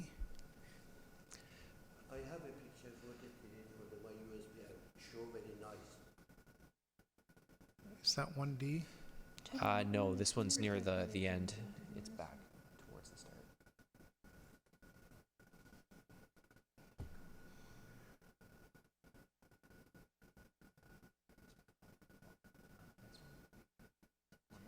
There you go.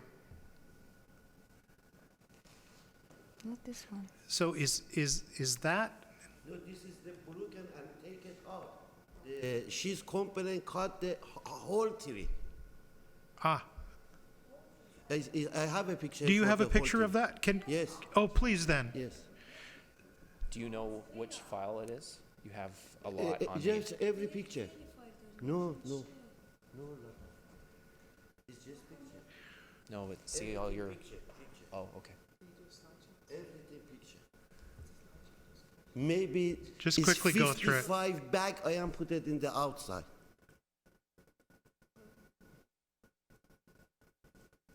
This tree is come back. Yes, this tree.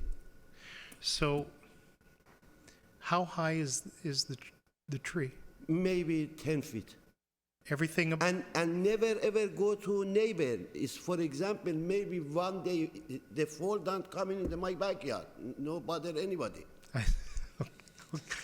you have a son. Yes. You wouldn't want that to come down on top of your son. His computer is all the time with the computer and my tools. Never ever. See my son.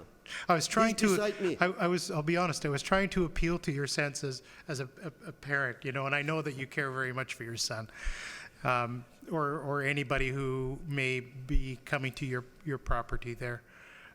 Okay, I know that we went through those rather quickly, but I must admit, it looks like there have been some major improvements there. There has been some very significant improvements. Can I ask then, that if that tree is dead or dying, No, not dying. You can see is have a leaf and okay. This شاخه چی میشه؟ oh, I thought that this was as high as it was and that you'd taken everything down, so it's much taller than that. Yeah, very tall. 5 times the neighbor pushed me. You cut it. You cut it. You cut it. I don't know why. Do we have a Very picture beautiful of the and rest very of the nice. tree? Do you have a? Do you have a picture of the whole I tree? think I have. Okay. You keep going, maybe?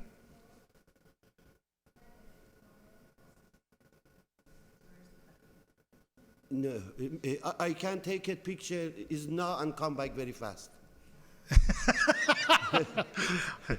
I appreciate it. Is that the end of the pictures on the slide deck? Well, you can see that the big branch is gone, and there must be some canopy. So you're saying the tree is alive, and it has leaves. I don't understand. Is there what we call a canopy? Is there branches with leaves? Yeah, beautiful leaves. Very nice. It's not dead. This fall down. We just have to stand up so that The branches, that's why it's caused to fall down. Usually they make a hole, that's why the branches doesn't stay completely, because of the scroll. So, They make a hole in there, yeah. okay, so what I'm going to do is, I'm going to get you to, I'm going to get one of you to, as property owner, to, we're going to swear you in, and and I want to understand from you, looking at these pictures, and I guess what we're going to do then is, let's take these as evidence. Let's do that. So,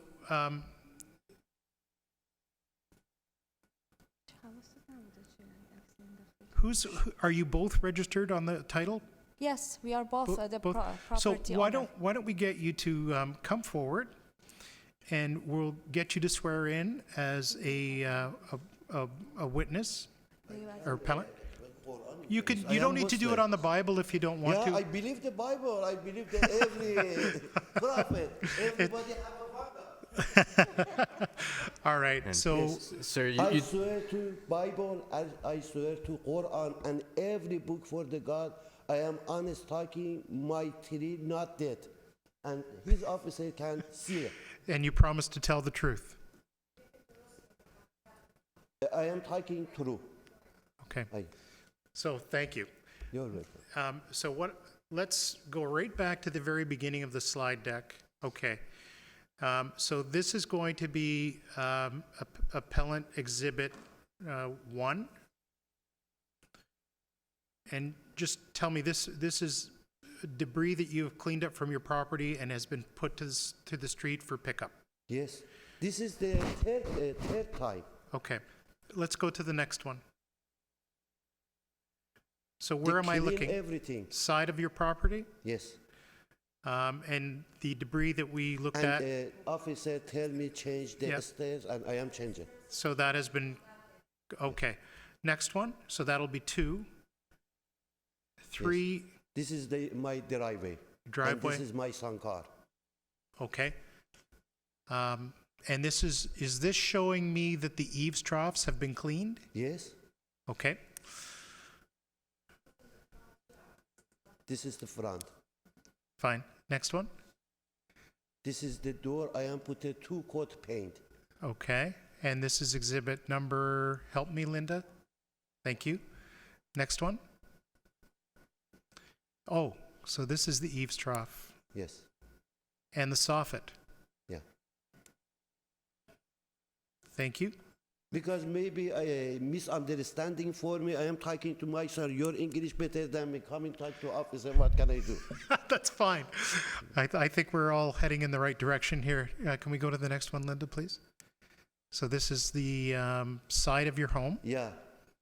My Looking son fall down is the very little paint from the coming front, in the so down the and- extension of the dress, so that area has been cleaned. Okay, next one. Again, the soffit has been painted, the My door. son take the picture. Thank you. Next one. All right, so this again is showing the front door, and it looks like it has a fresh coat of paint and has been repaired. Thank you. Next one. Again, showing the same. Where is My this? sister-in-law give it me chair and flower. My son put it this area. Where- That where- is very beautiful. Where is this? Beside the front door. This Ah, is the front thank you. door. Have a Okay. little bit space. Very nice. And this is the deck in And the I am back. changed the deck, put it railing, Stairs, railing. everything new. Thank you. And this is where all the debris was. Yeah, the clean for the another deck. I am Thank- put it this last picture. Thank you. Other side and this side. And next one. So this is the deck in They the back. change it, yes. Thank This you. was broken, I changed it. Yep. And this is looking towards the stairs that have been repaired. Thank you. And this is the pool. I am 16 years living this house and pay tax for the pool. I don't have a never ever pool. I buy at this house the same this. And you can check my, and I pay it.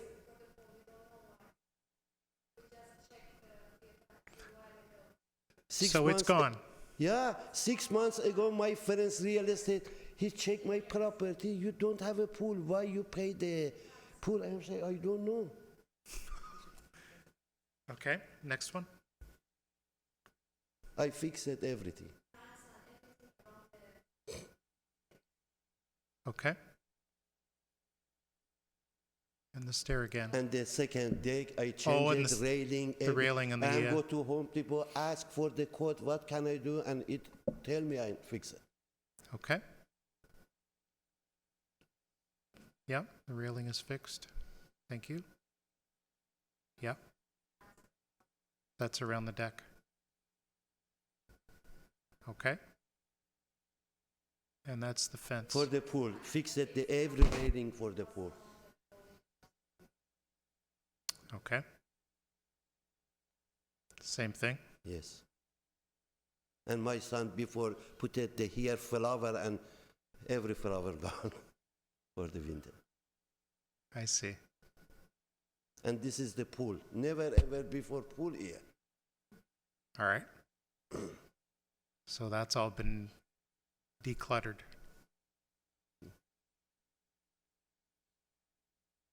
And we're back to the tree. Yeah. What is the structure around the tree there? What is that? My material job. And some wood because the wind put it, I don't know exactly the name, حسیرش افتاده.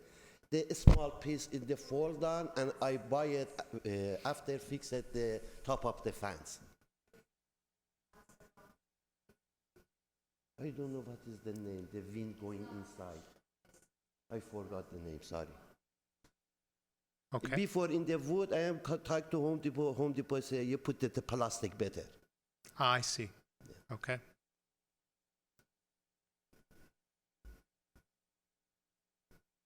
And every garbage bicycle, I am put it out, and extra tire, I am put it in my sister-in-law. This is a storage for my son. He put it favorite bicycle. I see. Okay. He has a nice collection of bicycles. He loves bicycle. And he kill me, Daddy, I want a motor چی میشه? Bike. I am say never ever. I have just one son. I am never ever buy the bike. You're a smart father. I wish I was as convincing as you are with my son. I lost that one. Sorry, Okay. my English not very well. I am so Your sorry. English is just fine, sir. Okay. And I am rented the power wash and clean it everything. Oh, I see. Okay. I'm sorry.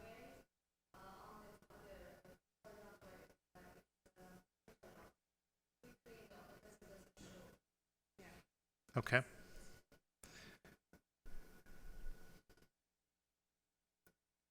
And before the here for the rent the plastic, I am go to Home Depot, change it the metal, and never ever Okay. something going inside.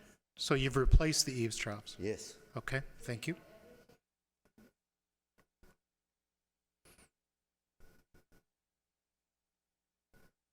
Oh, and you put in New product. Yeah. the leaf guards. Okay. Yes. Leaf guards. Yeah. Before the plastic, very bad leaf going inside and something is like. I have one friend in the Home Depot. He tell me why you not buy this product. This is new and good, and I am changing everywhere. Okay. Are there any others? Oh, okay. Again, showing the eavesdrops replaced and the leaf guards in. Okay. Are we back to the beginning? No, this is the before I am coming show to Oh, before. Mr. Eric and say you I put see, it okay. every bit. Right. Is my son take a picture? Sorry, I'm sorry. That's I'm fine. sorry. Right. Before the killing, first fix it. After I am taking every weed and grass and everything killing and Right. power wash. Home Depot must know you by name. Yeah, I am 18 years his customer. I am electrician, but sorry, my English not very well. My job good, I can't help him. But it's 6 months ago, I am fall the ladder, and my knee coming this side.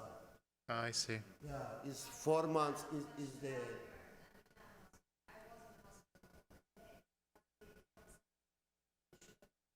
Okay. you know very. I this know time the is life something hard for happened. everybody, but hard than for me because my English not very well. My son is now teenager, coming talking to me, and I don't understand something, and I am very scared because he's not. He go to مدرسه‌ش اسمش یادم رفته. William? High school, High school. and I see somebody uses weed and something, and I am scared. All the night I'm talking to him, please be careful. You study. Every your cousin daughter, I wish your daughter to. Doctor. Thank you. Sorry.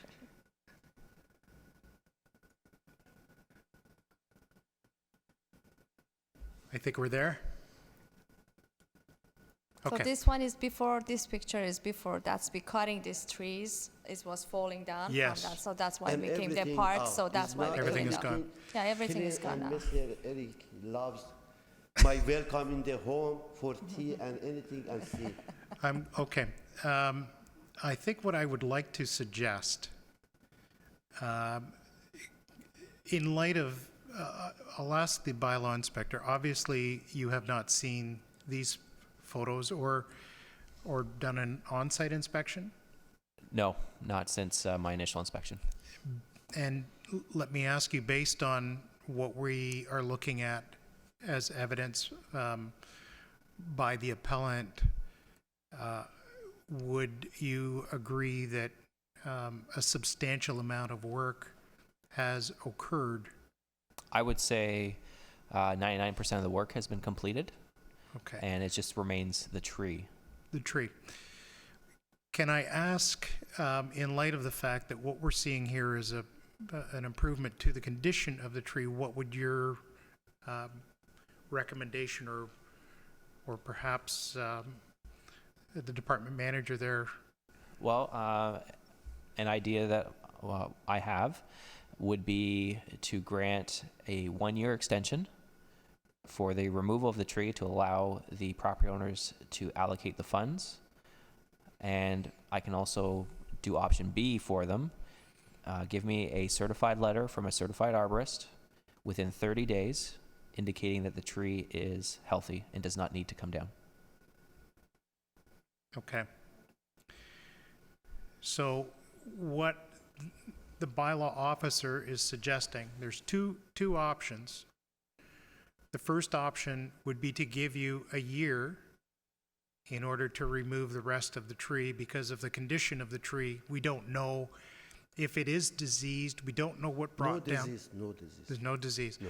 So if that was the case and you want to maintain that tree, option B would be to get a certified arborist to assess that tree and provide the town with certification or some kind of a report that says that the tree is healthy within a 30-day period. Would that be something that Okay, you would? what can I do is I am go where somebody come and see that this is healthy, it's not disease. So perhaps maybe the town can give you some advice on that. Good evening, sir. My name's Alex. I'm the manager of bylaw services here with the Nice to town. meet you. Thank you. To my officer's recommendations, and through Mr. Chair's comment, the option of, which is option B, of having an arborist come. So an arborist essentially is responsible for trees and their health and well-being, and they can make determinations if the tree is sick or dying or healthy. As a option to you, which we believe is more cost-effective given your circumstances right now. We are proposing that you seek an arborist to come and inspect the tree, and as part of his or her inspection, provide you with a report stating that the tree is either in healthy condition, dying condition, whatever the condition of the tree is, and provide a copy of that report to Officer Schaffernick to satisfy the requirements of the property standards order that we are speaking to here today. Thank you. So now the other part of that is obviously if an arborist does come along and say that the tree is not healthy and that the tree should be removed, that Is give me a time. It would- I am 100%. This is not disease. Right. But it's say disease. You give me a time and make it money because is now I am not good working. I cannot go to high to ladder. You know. Right. I need the money because I am talking to guys and coming. One guys give me a 4,800. Another guys give me a 5,800. I say for the small tree, too so much money. okay, so there are two options there. What we can do is we can actually give you both. We can actually suggest to you that we give you a period of time in order to get a report or a letter from a certified arborist to confirm the condition of the tree. And if the arborist then says that the tree is not in healthy condition, give you a delay in order to get the tree removed. We can give you both. And I think, so what I'm going to do then, because I think what you're suggested in your letter was to give you some time to fix the rest of your property. It looks like you've done that, with the exception of the tree that you would like to keep. So what we will do is we'll take a moment or two and give this some thought.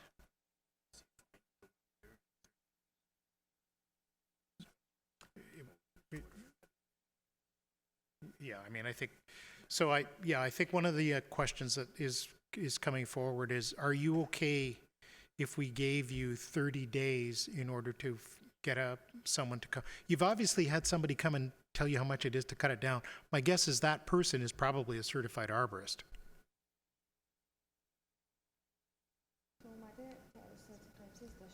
I they're don't not. know. Sometimes they're not. Okay.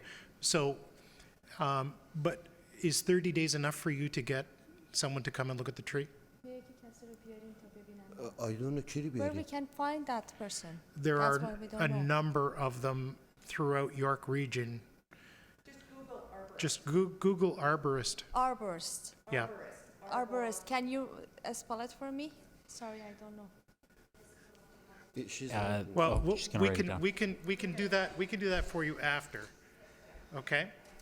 But are you okay with Yes. a month? Okay. So let us just take a moment and we'll come back. Well, I think that's, yeah. I don't think they. So let's just take a moment.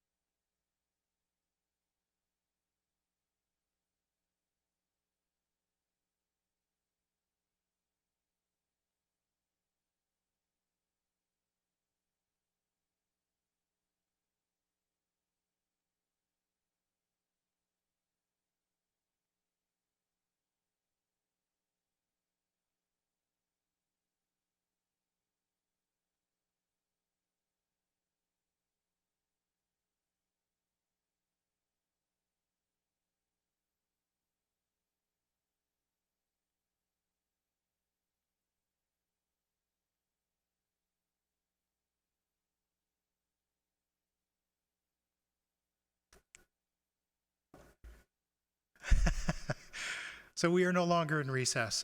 So with respect to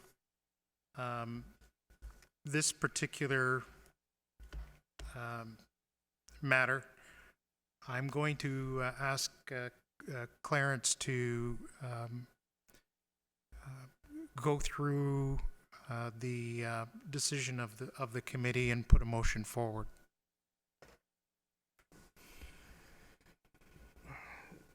The appellant appeals the order to comply, CE 2019-0892, dated June 25th, 2019. The order to comply specified 3 sections of the property standards bylaw that in the town's position are not in, the subject property was not in compliance. Upon hearing the submissions of the appellant and also the town staff, and for the reasons that follow, the committee confirms the order to comply with the exception of the violation with respect to the tree. The reasons, and I'll make this comment, sir, you've done a lot of work to deal with and address the issues that are specified in the order to comply. With respect to the tree, the committee, in my view, I am not satisfied that the town has provided sufficient evidence to show that the tree was either dead, dying, or deceased in order to trigger any obligation on you to do any work on dealing with the tree beyond what you have already done. For those reasons, I move to confirm the order to comply with the exception of the violation specified in section 5.2.1 for the removal of the tree. So just for clarity, sir, the order, you have done a lot of work. We believe that you have complied with the order, but the town has to come and look at it. We do not feel that it is necessary for, we do not, I do not feel that it's necessary for any further work to be done to the tree. And for those reasons, I move for such a decision. So I'll look for a seconder. Seconded by Daniel. All in favor? And that carries. So what that means is you've done everything that you need to do. Okay? And however, the town will still have to come back and inspect to make sure that everything that we've seen that you've done satisfy the original order, with the exception you don't have to touch the tree. Okay? So thank you very much. And with that, I will look to the committee for a motion to adjourn. Through the chair, I move that we adjourn today's meeting. Thank you very much. We are adjourned. Thank you.